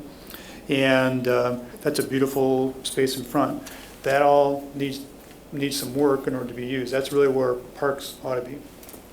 So where parks shouldn't be long term is over in where the old office was, because that's the piece that I think could be either demolished or redeveloped. And so the idea is, we can try to do this ourselves and find ways to pay for it, or we could work with a private partner in redevelopment, because there is that parking lot up to the fire station that potentially could be used for a redevelopment space. So it's kind of, how do we best want to do that? No, I get the long term, and I know those different pieces. But when you walk in, even the space in the main building, it's set up as office buildings or larger spaces. It just seems like it could, in the short term, be retrofitted to house parks. I mean, it's at least when I've gone through, it looks. We could. Again, it's not beautiful. It's not like beautiful, restored space like this, but it's clearly usable. I mean, Art Prize has used it for the last couple of years, and it has that huge space upstairs. During Art Prize, they were doing yoga classes up there. Right. It just seems like if the ultimate intent is to have parks in this space, there's still all the outside space, and now with Coldbrook, you could start to. But you're right. There's a lot of potential here. We still have fire training going on in this tall piece right here, and so they train out here in this fire ground area, and they routinely spray water all over the place and get people dirty and stuff like that. So I'm not saying that it wouldn't be functional, but it would be. I'm not sure it's. I don't know what we accomplish. We can look at. I'm happy to look at it, but I just think. But I'm not. We need to move off of 201. And so to me, it makes sense that if this is ultimately where Parks is going to go, like really thinking about what that timeline is, and is there a short-term plan until we're able to move forward with the larger vision for redevelopment of the site. It seems like we should be able to come up with something, and maybe we can't, but it's worth looking at. Well, so we do have, I think, a pretty good handle on the long term, particularly if we want to redevelop the site. So, because that will help pay for the long-term fix there. Short term, we haven't spent much time looking at, and we can, though, if you'd like. I mean, I just think it'd be worth looking at. I mean, I don't know if other commissioners feel that way, but. Certainly a nicer space than where they are now. Exactly. I mean, they're sharing space with public services. So we have to look at, when we left Coldbrook, we left, and that was in an old, like I don't know how many years ago we left. So coming back, now we got to look at, okay, what codes do we need to do? How do we have to rehabilitate it? All that kind of stuff. So we have to look at that too. So because for Art Prize, if we have a fire watch or whatever, it's okay if people are in the building. But for having permanent rehabilitation or habitation and classes upstairs and stuff like that, we want to make sure that everything's just right, so, or at least good Yeah, enough. well, it may not be what the Parks Department wants, but I think if that's the ultimate goal, it'd be worth at least looking at it and seeing if there could be a short-term plan versus, and as well as a long-term plan. But Mayor, to your point, that would look, it's almost like with IT, when we moved IT out of 201 Market, it took one thing off the list that we had to do. Right. So this might be one of those things that we can take off the list, and then David and the team would just have to work around whatever renovations we do later, so, Yeah. if we got them there. Again, it may not be worthwhile doing, but it would be nice to at least start talking about it and seeing if it is feasible. Absolutely. Yep. Appreciate the conversation because this next slide is all about recreation growth. And what we are experiencing now is both positive and it's a little bit of a pain point for us as well. We're finding more success with our recreation programmings. Our recreation supervisor, John Judnich, and his team have done a remarkable job in helping to promote and think differently about how we do promote our recreational offerings. This last year, they tried something new. They had free trial nights and drop-in nights, and that has really taken off for us and inspired more registrations for things like our new bike classes and other programs that we're offering. Joel, your team has been very generous in sharing a portion of your storage closet in our building so that we have extra room to run some of our classes at our current location 201. So this conversation is timely and absolutely supports. Generate power. Maybe a little incentive for everybody, right? But we're pleased to see this growth. Rosa Parks is another one of those areas that we saw significant growth this last year. I am so happy that the cold is behind us, but the cold was a great season for us. We generated roughly $90,000 in gross revenue with skating at Rosa Parks Circle, which goes to help offset costs for other program offerings that we offer throughout the rest of the city. I wanted to touch very briefly on some new software that we'll be bringing into the department called Civic Rec. This is an important step for us, and I want to make note of it because it is going to help ease class registrations. People will be able to sign up online and take care of payments online as well. This is software that will integrate both our recreation availability and programs and calendars, in addition to our events calendars as well. So everything is all kind of pulled together in one space on one calendar, and we're working off of really kind of working off of the same page, which is a significant step forward for us. David, is this the same software that the county just converted to? No? I don't think the county. Okay. I mentioned the recreation growth. A lot of this is due to our marketing and communications. We have had the extreme benefit of working with a very talented Grand Valley State University marketing and communications intern. He has been embedded directly in our department, and I've got to say, he has helped us go leaps and bounds from where we have been. You can see some of the stats on the left-hand side of the slide here. 173% increase in Facebook page reach.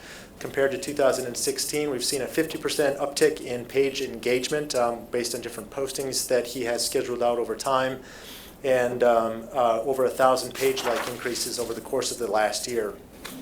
I think more importantly, what has been significant is that most of our class offerings are embedded in the middle of We Are GR. If you don't know that, you should know that now.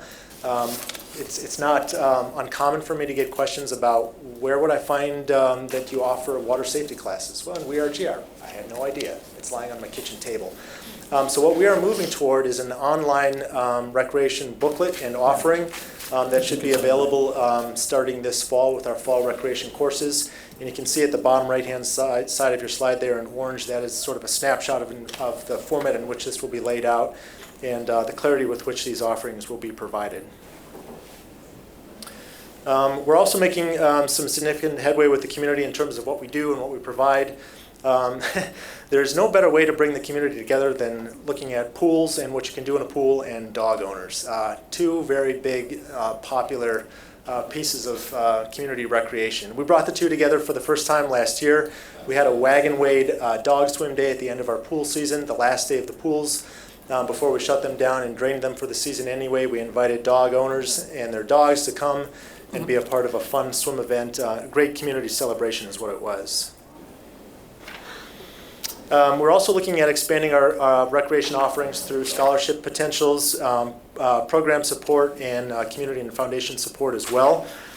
We are working with the Attorney's Office in delivering to you for consideration in the next month or two this new sponsorship policy, making it easier and making it more clear for partners to come alongside of our work and to help elevate the presence of our work across the entire city. This is an important piece of being able to offer what we did, like for example, at Martin Luther King Park last year, we offered some free summer camps and programs through specific donations that came as a part of our golf course outing. Which takes us to the slide. Community for Kids golf outing will be occurring again this year. Last year we had 44 partner communities that came alongside this work. With the funds that we raised, nearly $21,000, we were able to offer 50 days of free camp down at Martin Luther King Park. This is keeping kids active, it's keeping them healthy, it's keeping them engaged, and we are so excited to be able to do this again this year. And if you haven't signed up yet, June 1st, we have another golf outing down at Indian Trails. You can golf with Commissioner Lanier. Raise your hands. Scott and I are coming back. This is a fun day, this is a fun event, but of course, more importantly, this supports some really important recreation work in our city. Special events, a new unit to the Parks and Recreation Department. So happy to have Yvette and her team be a part of our work. She has really knocked it out of the park in terms of providing a structure and providing an organization and clarity to the event process here in Grand Rapids. You can see some of the stats on the left-hand side there. 2018 alone, we saw 279 park activation events, 5 new cultural events. There's a good focus on culture and history here in Grand Rapids. 12 weddings hosted on city sites, and then 18 film and photography projects were a part of the events world as well. In addition to that, we are working on specific outcomes that have a high focus on inclusivity, and of course that focus on culture is an important piece. And related to this work, our team is hosting a series of focus groups at the end of this month to ensure that we're always keeping an eye on continuous improvement. So we're inviting partners with us in the community to share their honest and candid feedback in terms of our processes and costs, and ensuring that we're kind of on the right track, and if we're not, making sure that we can, in a balanced way, course correct and deliver to the community what it is that they're looking for. David, do you have, for the numbers for 2018, do you have those numbers broken down by downtown versus neighborhoods? Because I know a lot of the increase has been downtown, which DGRI is also actively engaged in and has a focus on that through one of their alliances. So I'm just curious, do you have that broken down? I don't neighborhoods have it with me and today, even in wards? that is something that we could probably pull together and provide for you. Yep. Because I think a priority to us and what we hear is that we really want neighborhoods utilizing our beautiful neighborhood parks and having those actively engaged. And so that's a significant priority for us as well. Absolutely. Related to our work, we had mentioned that our community's children is now a more embedded part of the Parks and Recreation world and work that we do. Lynn and I have been working side by side on a number of initiatives that really brought our work closer together, one of those being connecting children to nature. This was an important effort that Lynn and her team have really expanded on in terms of engaging youth voice in our park work. And I think more importantly than that, really what we're doing as a part of this work is exposing our children to new careers and different career opportunities as a part of this engagement as well. And in the end, what we're getting is richer park projects and input that really deliver what it is that the community is looking for in this project work. In addition to that, we have been working not only in partnership with Lynn's office, but with Grand Rapids Public Schools to identify some of those public lands that exist within our system, but are not necessarily so publicly available. And Commissioner Lanier and Commissioner Allen, this is a way in which we're going to make some significant strides forward in the 3rd Ward in terms of increasing that park acreage and open space acreage that we've got available to us and available to our residents. Just this year, the Wege Foundation has generously supported this park improvement work with a $750,000 grant that will be going toward 4 specific sites, 2 in the 3rd Ward, Sigsbee School Park and Kenosha School Park, and 2 in the 1st Ward. We're looking at Burton Elementary, which is directly adjacent to Plaster Creek Family Park, and then the Buchanan Elementary Schoolyard as well that we'll be looking at as a more intentional and open and inclusive play space. David, in that regard, I want to be real careful how I say this because I don't want to, but I think, in my opinion, from my observation, I think our parks staff do a really good job, in spite of some complaints now again, taking care of the parks that we own. Not so much with the Grand Rapids Public Schools. Seeing, I live by Ford School, so, the field's full of dandelions, the yard's never mowed, the baseball diamond's almost unusable now. So as we form this relationship, I think we really need to sew up that maintenance and that mowing and that just kind of general, because it's not good. Frankly, it's pretty bad. So for what it's worth, and that's not on you, but if we're going to form more of these relationships, it would be a reflection on us, because we're claiming it as part of our parks, but then they're maintaining it. So for what it's worth. It's a totally important point, a very valid point, and one in which we are exploring with Grand Rapids Public Schools on a monthly basis as we're opening up that joint use agreement that's existed between our organizations since the 1950s, and Yep. we're sort of retooling that in a way so that we can do better at providing maintenance across these publicly owned lands. Thanks. Yep. And David, can you remind me, for the WEGI grant, are we the fiduciary or is GRPS? GRPS is the fiduciary. That's what I thought. Yep. I have a question about the Sigsbee Park. So they just recently added the playground there. So what would the funds from this grant go towards? The concept plans developed by the community for Sigsbee Park included not only the reconditioning of that playground that was brought to us by Carter's Kids this last year, but in I addition don't to think that. we're able to say Carter's Kids in there. You're right. Like Go Michigan ahead, Credit yeah. Union. There we go, that's better. In addition to that, the concept plans really looked at expanding nature play, Okay. particularly at this school site. We saw real value in that, and being directly adjacent to that preschool that is there as well. But the neighborhood especially, this is really their neighborhood park, and that is something that they've been asking for, is more of that play value that comes from nature-based play, and that's what we'd be focusing our attention on here with this grant funding. Great, Yep. thank you. With our community's children, of course, the LEAD program is a key piece of the work that's being done there. This supports many of the departments across the city, particularly the Parks Department as well. So when you reflect back on that Green Steward slide that I had shared with you earlier, that is support that is coming to us through the LEAD program and the Mayor's 100 Youth Employment Program. And then, of course, the work with To College Through College and the Grand Rapids Public Schools, ensuring that we're nurturing children through higher education and ensuring that we're leading them to a pool of future potential employees that potentially we could tap into as well as a city organization.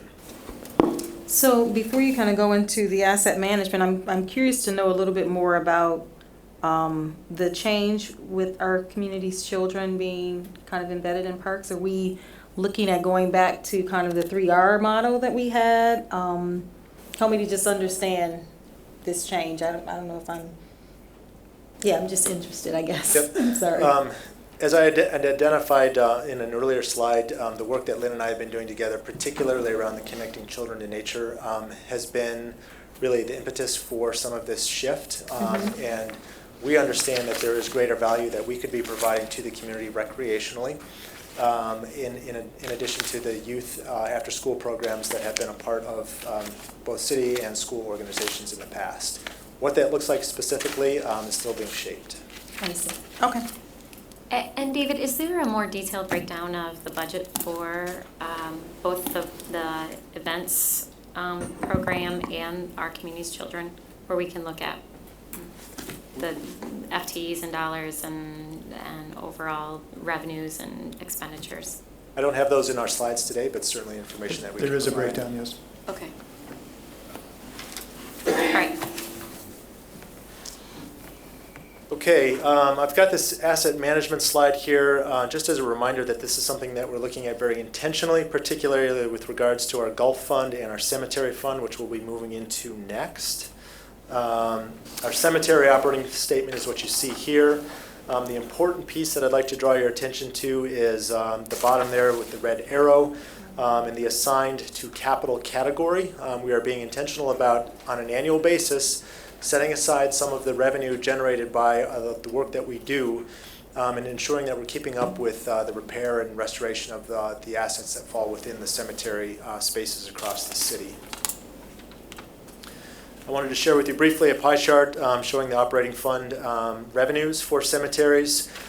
These are broken down by the cemetery locations. A little bit difficult to see, but you can see the, it's hard to even identify some of these, but our key revenue generating cemeteries are Woodlawn Cemetery and Fairplains Cemetery, making up a bulk of the revenues that we receive in this fund.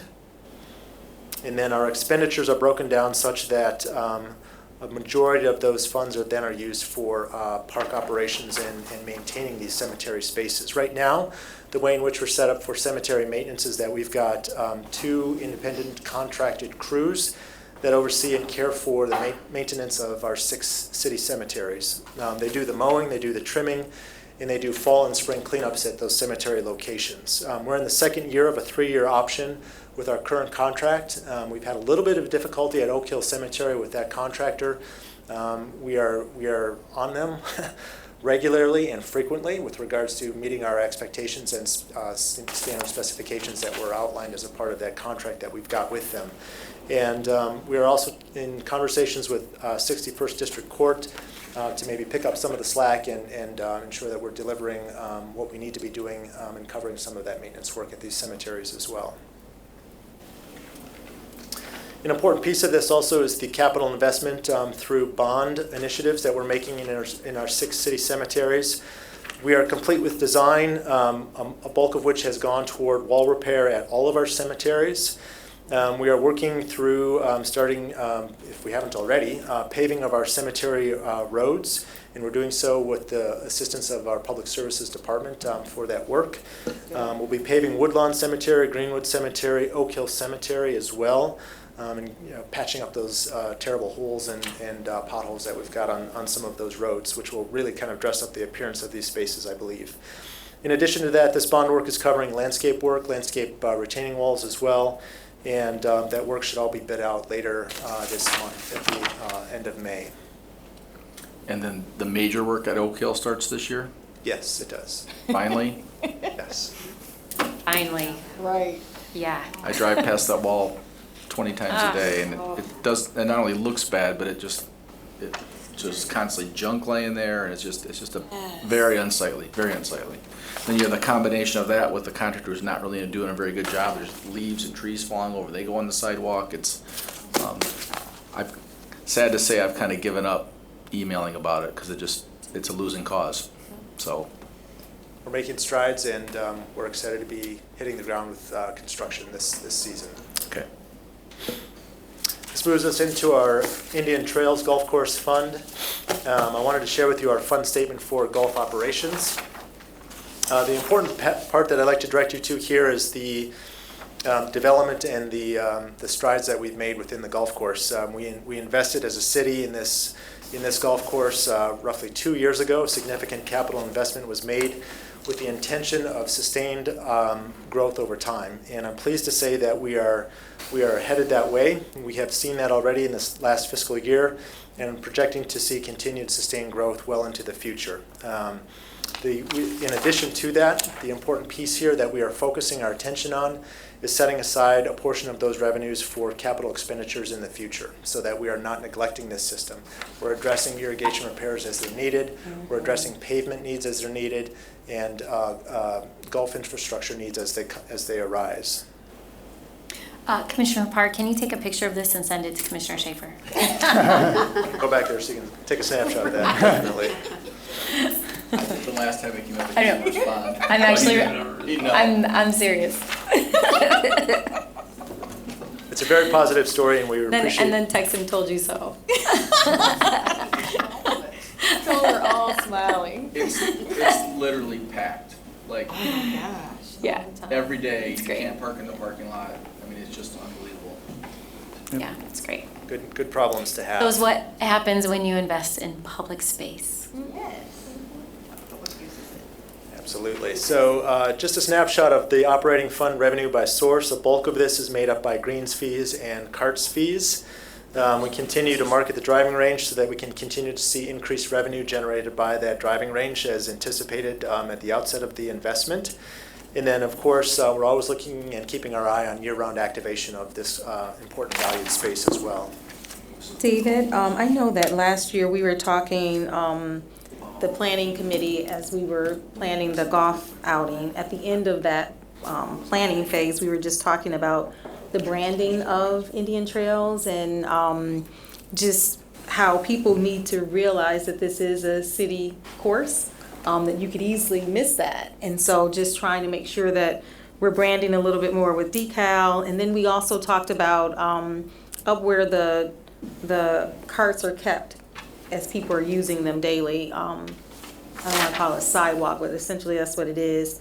We're just talking about the cracks that are there, and I know that Public Services, they're doing more kind of repairs like that, and I wonder if that's something that they could potentially take a look at just to kind of fill some of those as well, because maybe it'll be less resources to do it that way than it would be to kind of have a contractor. So I don't know if that's a part of this budget or if you've taken that into consideration, the branding as well as those repairs. Yep, the branding we've been working on with our talented intern from GVSU. Yes, in the budget we are setting aside capital improvement funds for minor repairs like you're suggesting. Exactly. Great, thank Yep. you. Of course, expenditures here, a bulk of which is going toward maintenance of the course and keeping the golf course and driving range operational. And as I had mentioned, Friday, June 1st, 2018 Community for Kids Golf Outing. We've got a lot of partners that have come alongside this work already. We've got a few more we're lining up here within the last few weeks before this incredible event on June 1st. I encourage you to sign up, encourage friends and those that you know to be a part of this important event as well. Of course, a lot of this work is not done alone. We have significant partners and partnerships across the city that support our work. We'll continue to grow those as we move forward. That is what has really allowed us to make great strides and significant accomplishments in expanding access to our recreation programs across the city. Embarking on major renovations to natural resources, incorporating universal access into all of our playground spaces and playground amenities, and of course looking at program growth and partner expansion in the future. That is our budget presentation. Myself and our entire team are here for questions if you have. All right, commissioners, questions?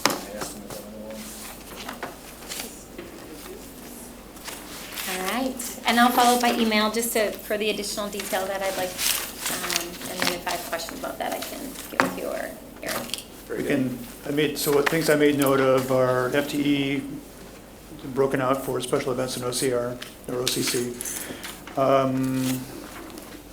Wanting to have more information about whether we're cross-subsidizing or not. Mm-hmm. The special events breakdown from neighborhoods or not. Can we do something with Colebrook sooner? And I think that's what I have. And if you have others, let me know. But that's what I picked up. Great, Okay. thank you. All right, thank you. Very good. Thank you very much. All right. Okay, good. You want to take a break? I do. So commissioners, why don't we take a 5 to 10 minute break? There's still food in there for lunch if you haven't eaten yet. I think the food might have moved. Oh, did it move? Might have moved downstairs. I think some of us didn't have a chance to eat yet, so It's downstairs. Just in 601? Sixth floor? Sixth floor. Okay. I wanted to move it and keep it. I know. 11 was too early for me. I'm like, I can't eat at 11 o'clock. Right. All right. In fact, I'm joking in there. I say to Joel, I didn't die. I'm back. I looked. When you saw my shoes. I was listening for a thump. Oh, I heard a thump. Then you're going to be on my ass. You're like firefighters. Oh, that's right. You're right. That's what I'm saying. That's right.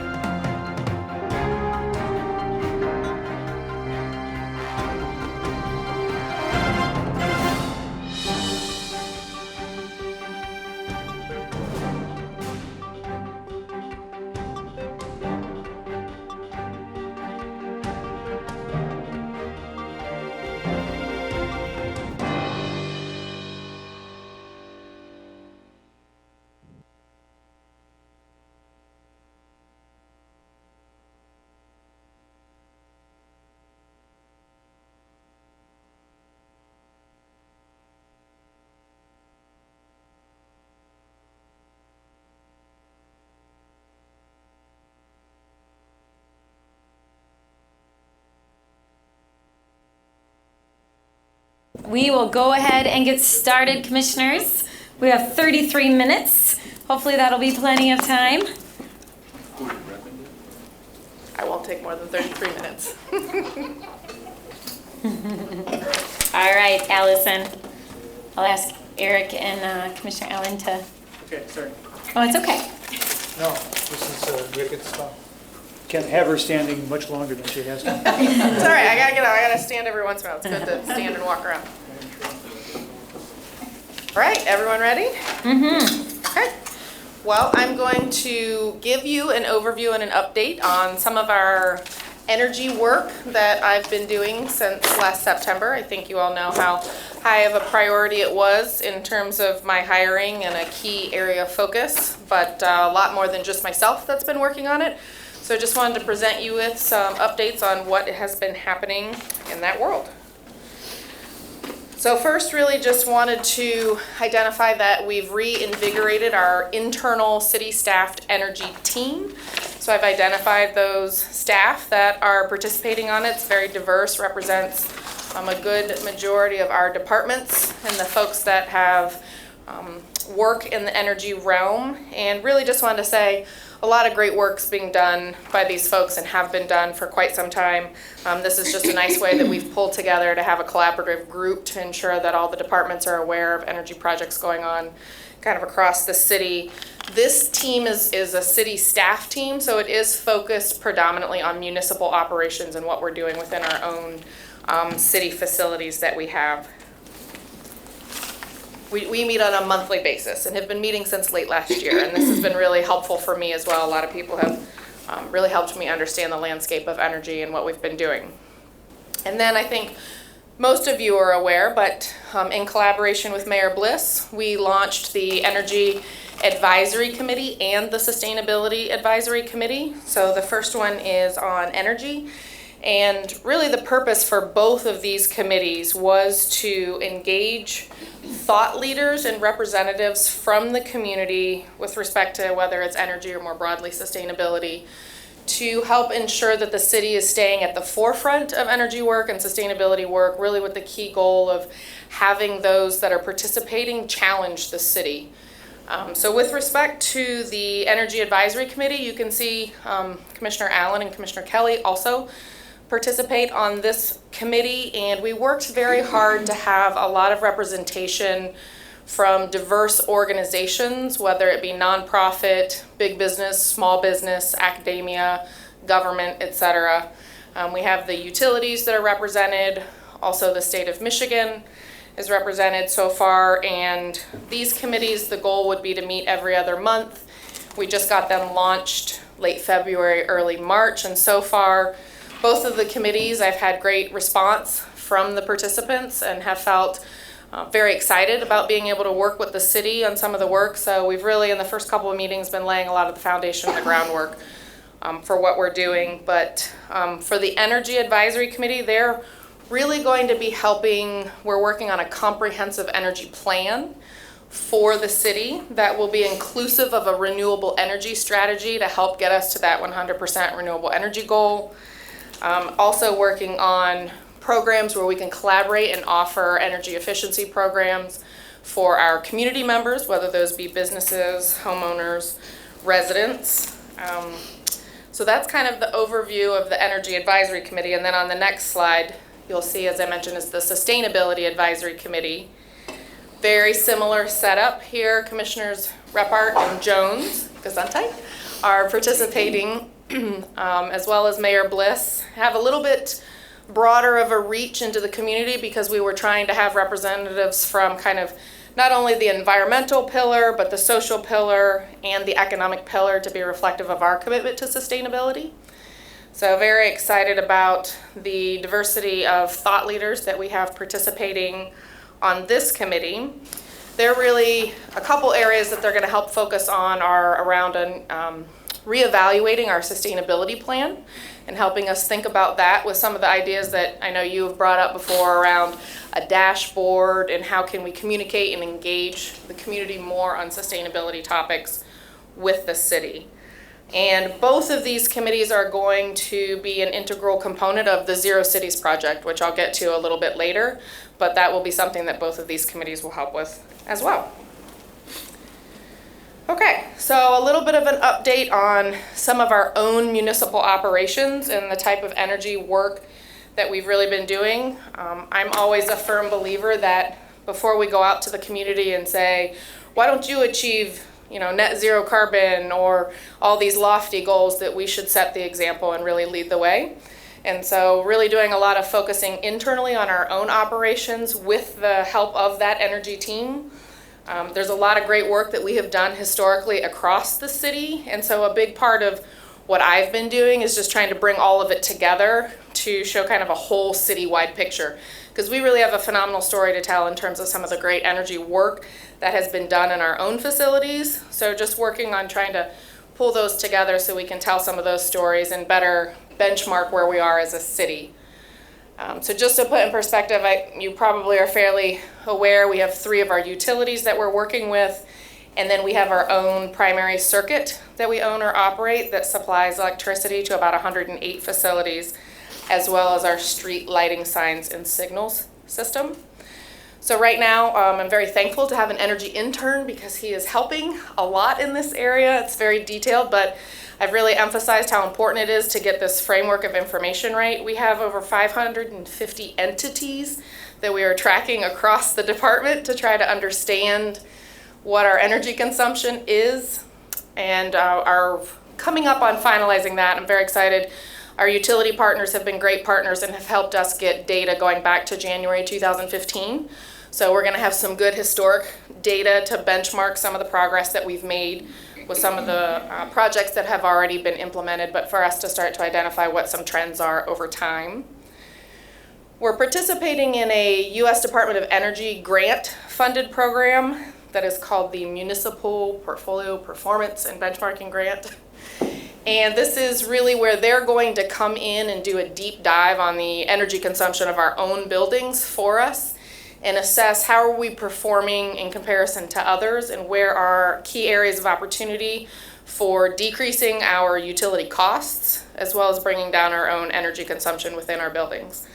So I think probably toward the end of this calendar year, the first of 2019, we'll start to see some results and some recommendations around where to focus, some additional efforts with respect to some energy work, perhaps some things that might need some capital investment as well, depending on what they find from the results of those programs. And that's at no cost to the city. It's a grant program that we're participating in with them. So will they'll come here to do that assessment? So a lot of it is done based on the data that we provide and that we're getting into Energy Star. I think that there is an opportunity that they may come for an on-site visit and check out some of our facilities in person as well. Yeah.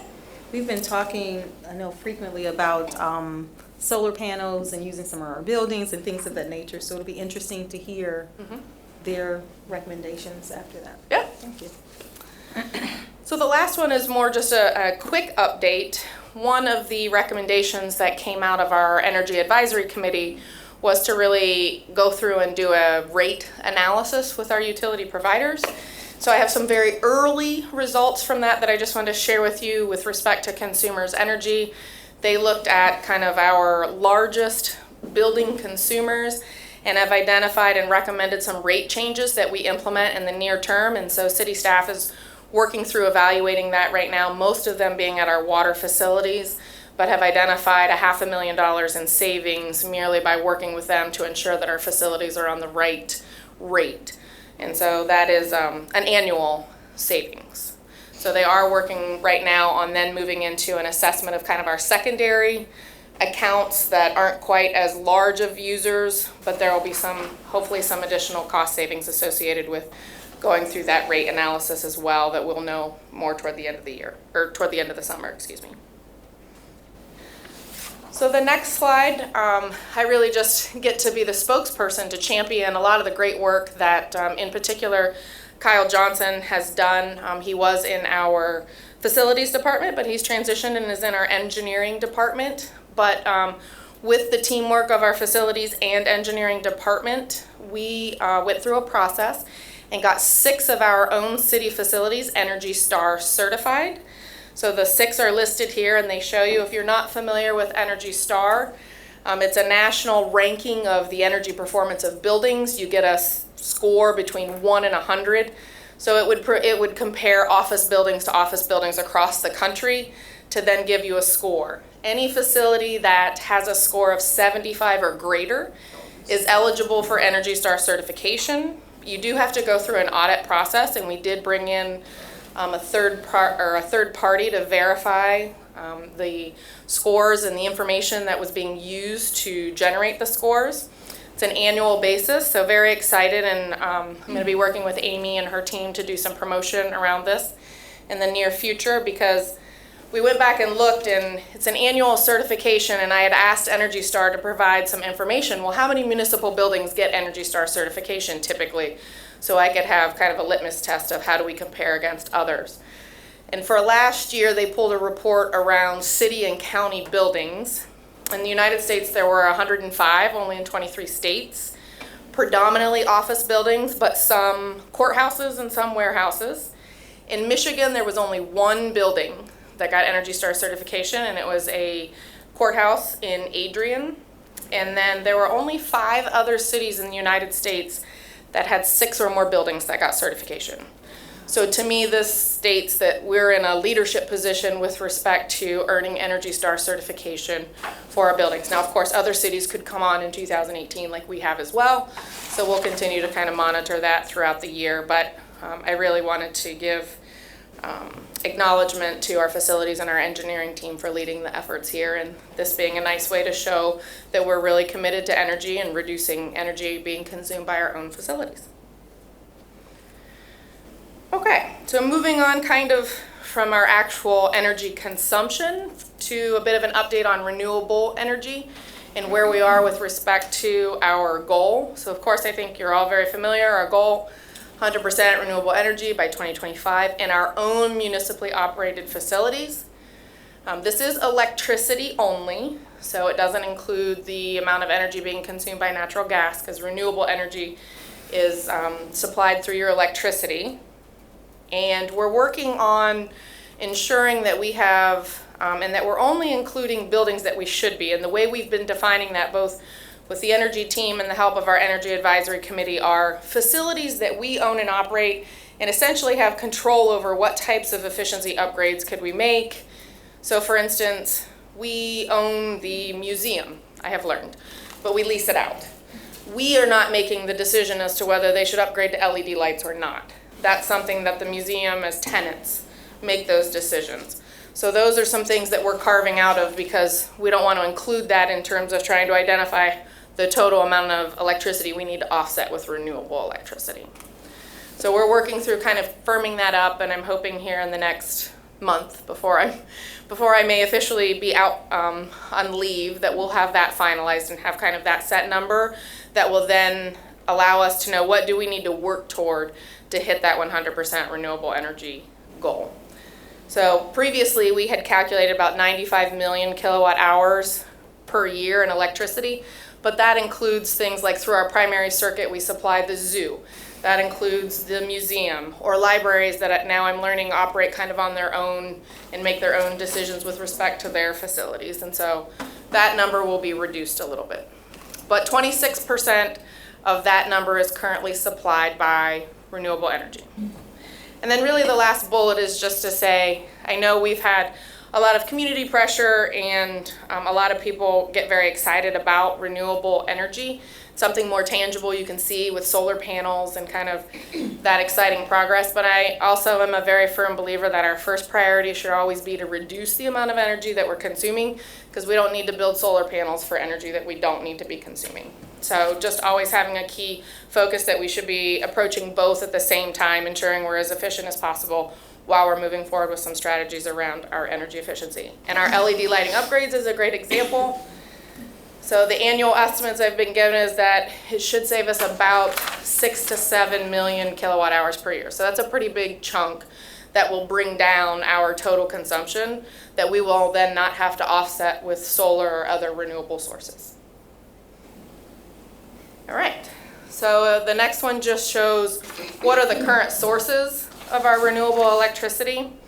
So we really get them from 3 primary areas. As indicated, 26% right now is coming from renewable sources. The bulk of that, 17.5%, is through the Consumers Green Power Program, which is a contract we have with consumers that you as a commission approved for us to purchase that.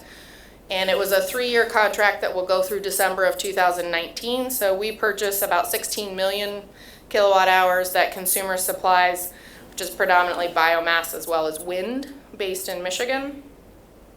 Consumers also has a requirement under law to offer 10% of all of their energy is through their renewable portfolio standard requirement. So we get to account for a little piece of that as a part of our portfolio. And then we have our very small solar array on our Oak Industrial Facility, which makes up a small component, but it was an early solar project that we adopted and showed that, you know, we wanted to be ahead of the curve and putting new technology on one of our facilities and kind of determining how that works. And the graph, the line graph that's green, I put that up because I get a lot of questions in the public. Do you really generate any solar in Michigan in the winter?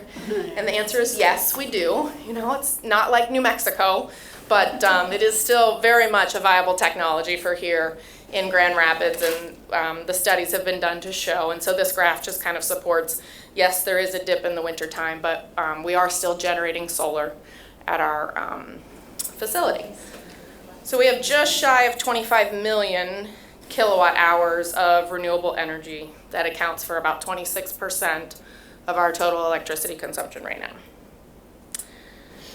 So 2 other kind of, I think, really great updates to share with you. So recently, I know David was up here and he got to announce the recent WEGI funds that were allocated for some of our Parks and Rec work. The foundation also approved a grant.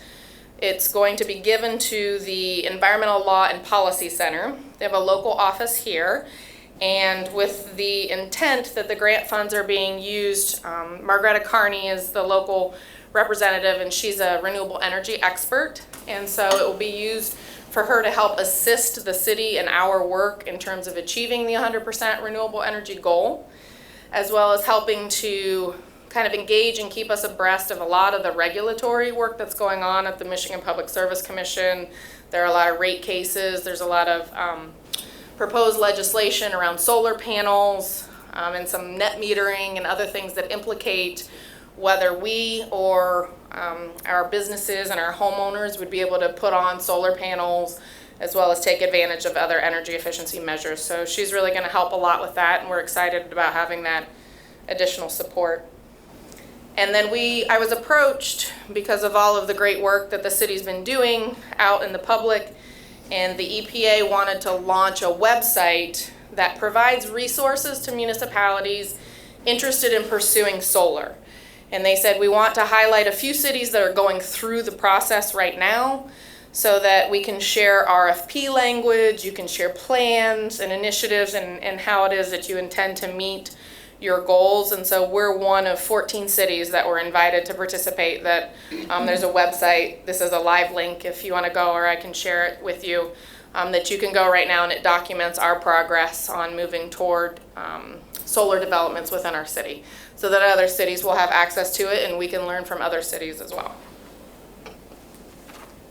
Okay, so then everybody always wants to know about Butterworth, and so that's a big component of what will be our strategy to moving toward renewable energy and our goal. So through the Energy Advisory Committee and some work that we've been doing with city staff, as well now with that additional grant support, we're going to be moving into kind of a more detailed assessment of what type of solar opportunities we have, not only at Butterworth, but looking at our Lake Michigan filtration plant, looking at parking garages and parking lots, as well as building rooftops.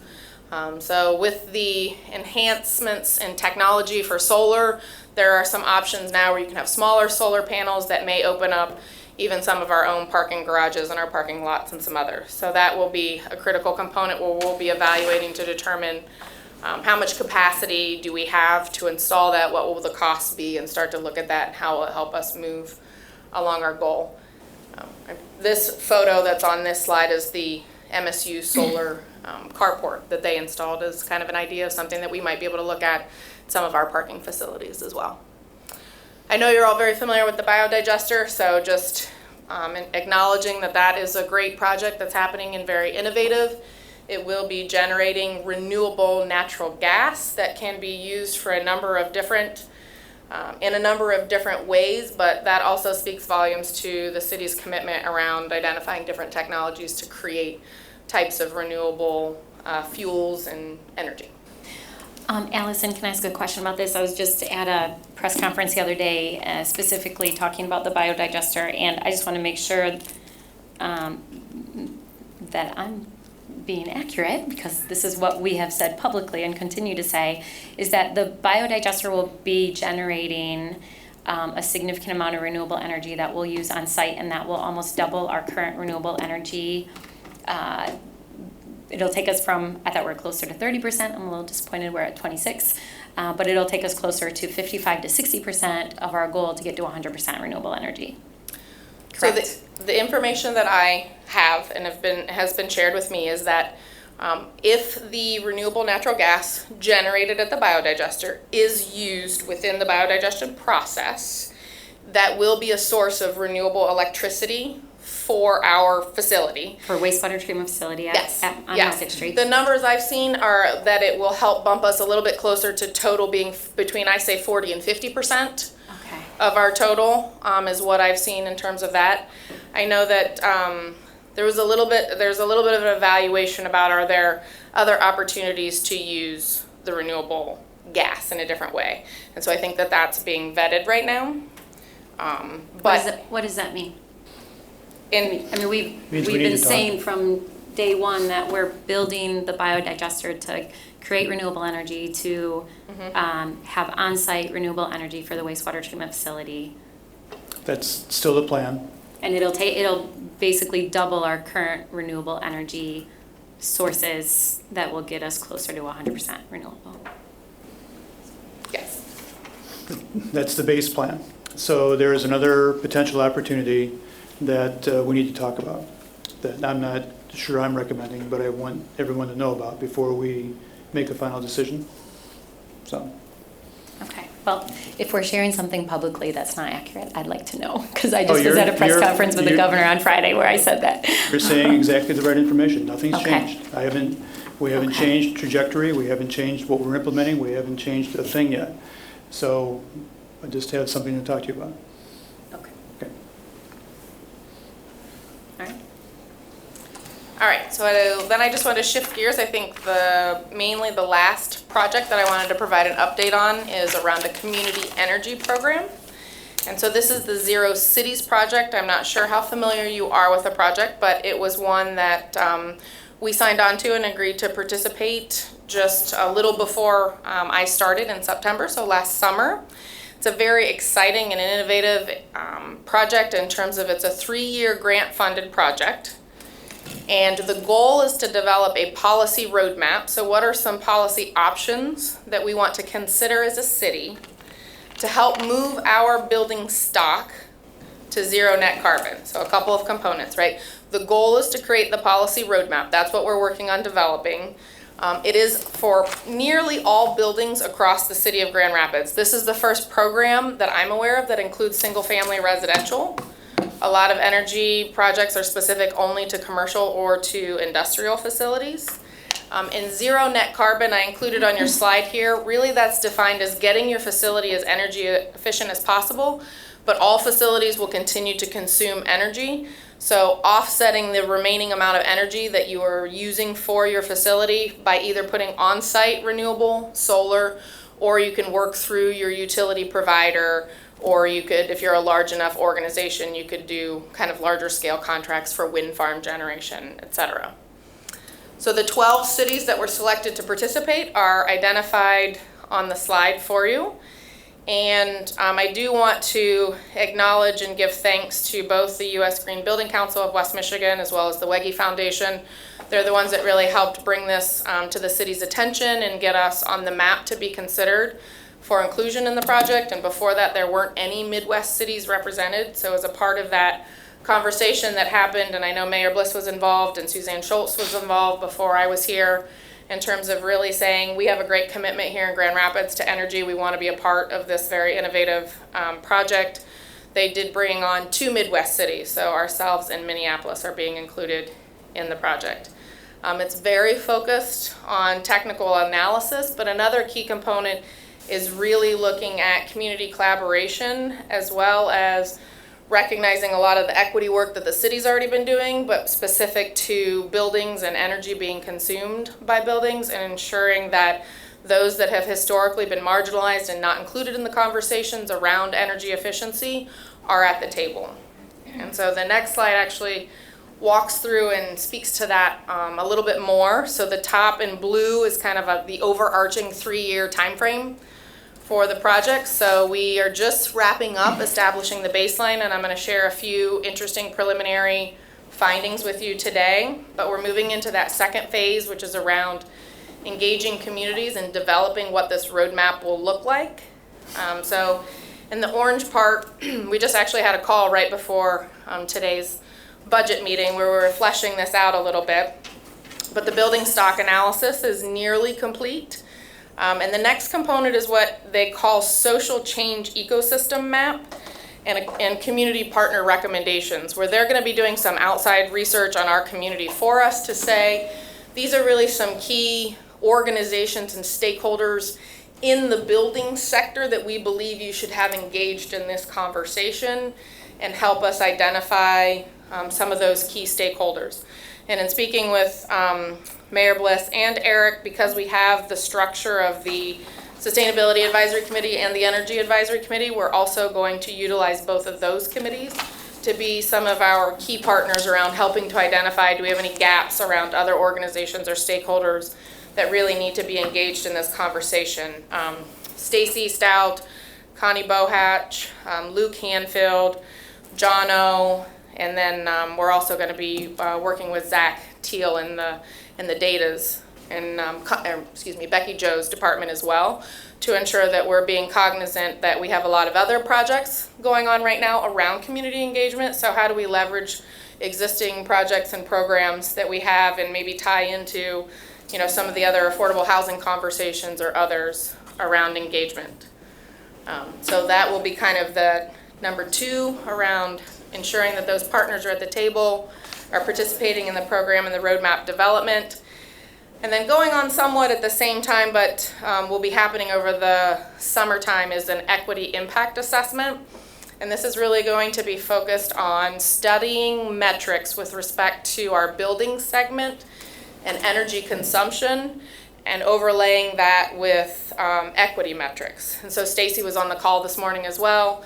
And the way the process will work is they'll kind of go through with all 12 cities and identify some key metrics that cities should be looking at to determine and identify disparate impacts with respect to energy consumption of buildings for all communities. And then in additional layers, they'll take a lot of the racial equity work that we've already done, and Stacy highlighted that, I know, in Dr. White's, I think, report, as well as, I think if it's Link, if I had that correctly, report that's been done with some metrics specific to the city of Grand Rapids, and that will be incorporated to tailor some recommendations for us around kind of identifying and making sure that everybody is aware of the equity issues with respect to our building segment.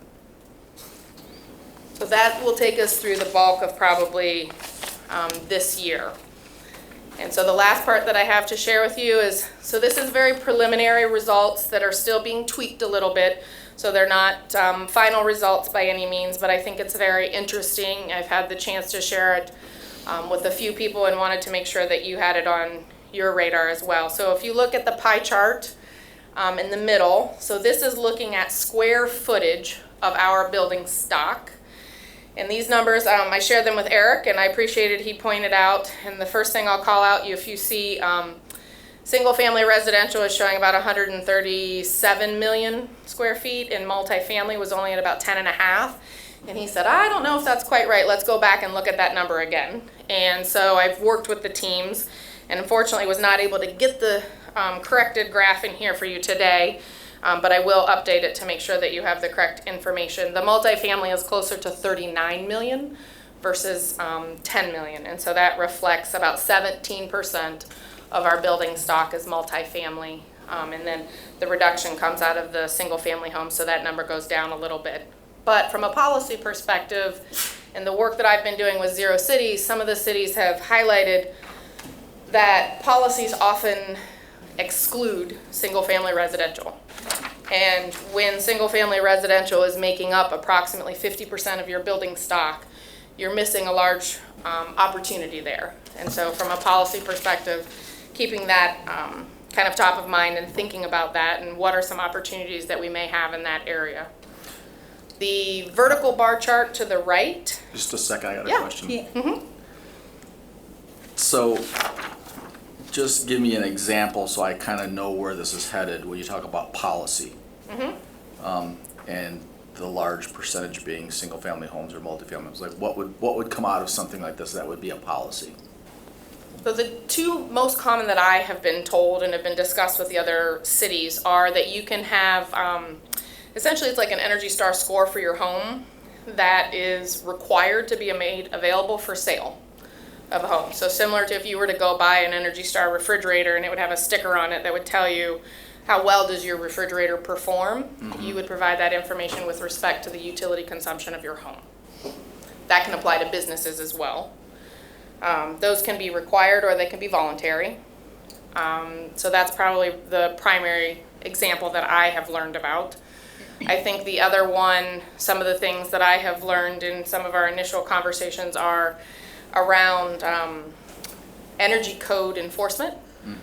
And that's across the board That's for, what I thought you were gonna say, and that scares me, because Yeah. I see massive unintended consequences that would actually have desperate impact at a magnitude beyond what we're being accused of desperate impact for our single-family rental cert program. This would make that look like child's play, what we could potentially do if we're not careful. I'm really nervous about this.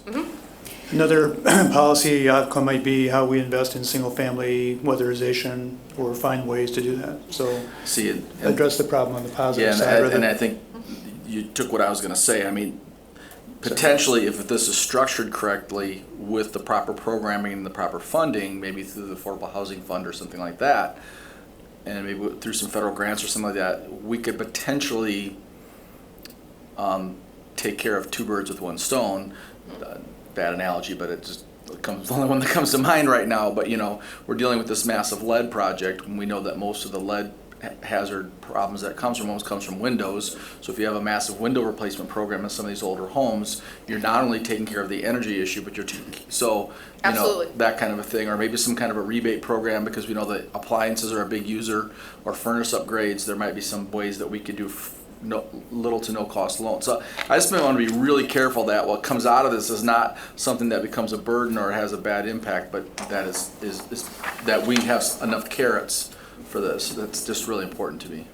Well, and I think that we're early on in this process, but that's exactly what I'm hoping we get out of this too, is what can we do to incent some of these changes. But and also there are cities throughout the country that have some really innovative programs around greening.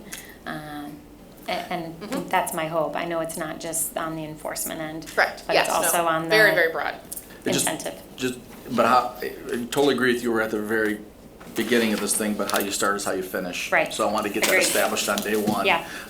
Because the minute I heard the word policy, that was the word I was listening for, and that's what keyed me into that. I appreciate that, thank you. Thank you. One other too is even from a regulatory perspective, there's a state bill right now where they are proposing to provide tax abatements for solar installations in single-family homes or small commercial as well. So some of this is more at a state level, but those are some different opportunities where we're trying to just be cognizant of what's going on and how do we ensure that it helps support our own residents and businesses as well. So since you went there, I'll go there too. Sorry. What I'm hearing, and this could be wrong because I'm hearing this secondhand, but we have consumers' energy at the table. I hear that and I'm going to get this wrong because this is not my field, this is your field, so you can correct me, or the mayor, I know you've been heavily involved in this, but there are people in residential homes that can put up solar, and depending on the location, or commercial buildings, and depending on the location, And I could say for my building, particularly where I live on Madison, I have literally no blockage. It's 100%. If the sun's out, I get 100% sun all day long. There's not a leaf that blocks it. I've had a company come in and do the statistics. I would generate more energy from solar panels on my roof than my building would consume in a year. So there's all this extra usage, but consumers will not buy it back into the grid. You're talking about net metering. It's a big issue. I don't know if you want Right, to yeah. speak Other to than that. saying, it is a big issue. I'm not trying to take us down a right, rabbit trail, but No, we're talking about. It's a policy issue. All right. You're absolutely right. So I did have a question. Yeah, go And ahead. actually Dave's question that was one of the questions, but your response to Dave's question now brings me back to having another question. So when you say energy code enforcement, help me to understand what that means. He clearly understood it without you saying a word, and I'm like, okay, which specific code enforcements would be impacted by that? When I will say I'm in a similar position of I'm still doing a lot of learning, and I'm thankful that Lou is on our team to help with it. But I will say of the 12 cities participating, only 4 are bound by state energy codes and state building codes. So that puts us in a different situation where some of the majority of the other cities have the flexibility to change their own energy codes and their own building codes. So I'm trying to understand legally what can we do in that scenario, and can you do voluntary things or things beyond energy code. But they do have there are certain thresholds for efficiency of your heating and air conditioning systems that you can put in. And one thing that you could do is say, well, if you decide to go 20% beyond what's required by code, maybe we'll provide you with an economic incentive. Okay. Or it could be wrapped in those types of packages to help provide additional incentive for more efficiency around some of the systems that are being used. Okay. Thank you, that helps. Yeah.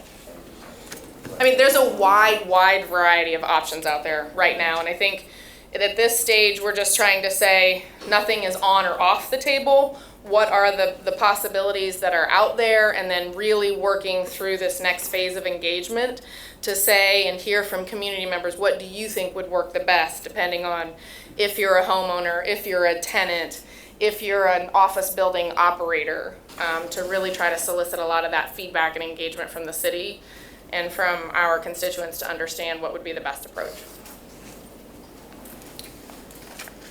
Allison, I'm going to speed you up a little bit. Okay, so I'll just flip through. I thought it was interesting. If you look on the left of our commercial buildings, warehouses make up the largest square footage in our building, office second, multifamily, K through 12 school, hospital, et cetera. You can see, but in terms of education or engagement, that can help you identify some specific business industries that you may want to look at.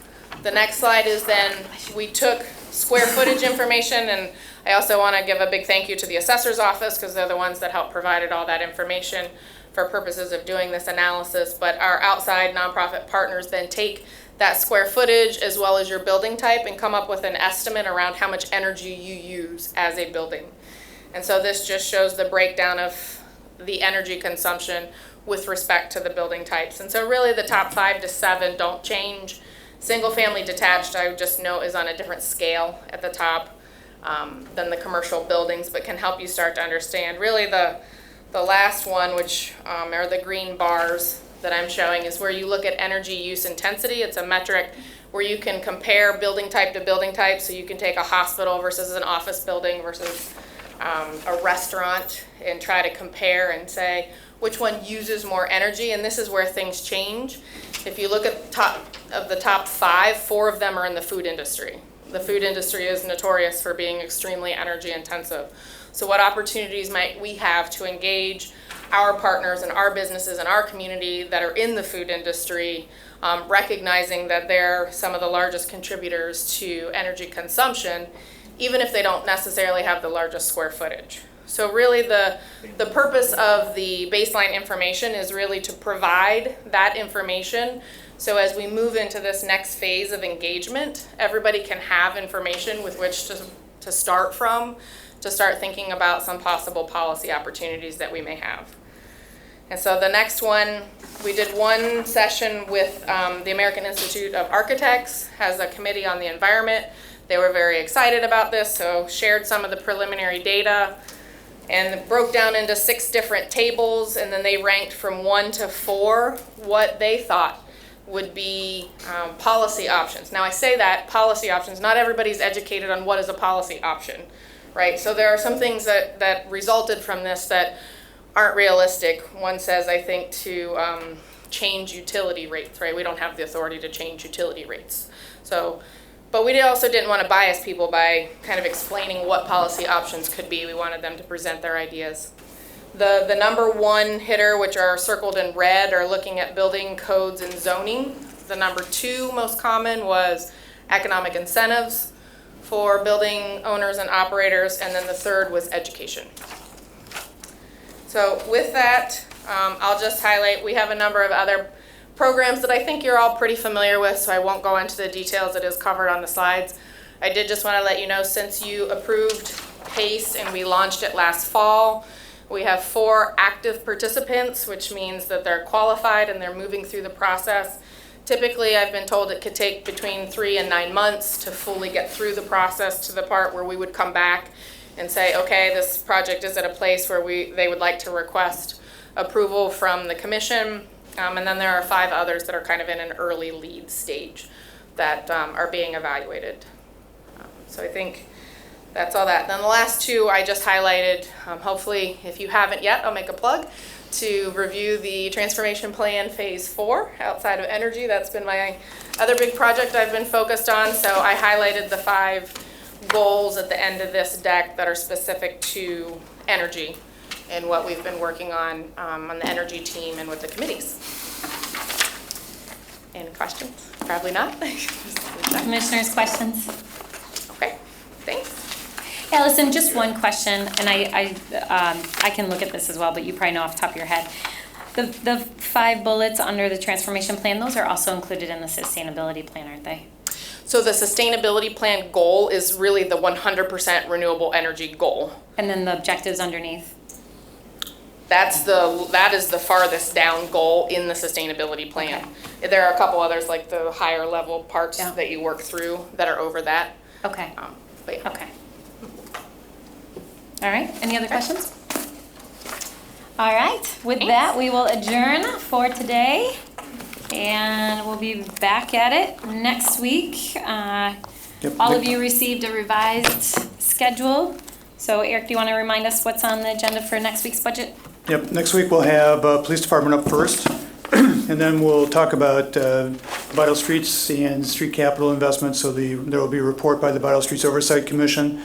Then we'll talk about also the Stormwater Oversight Commission, and we'll have a review of environmental services and street lighting. All right. Okay, and I'll give you more information about that. And we'll have our PowerPoint deck here for you at your seat. All right, Okay. good, that's helpful. Thanks. All right, we are adjourned.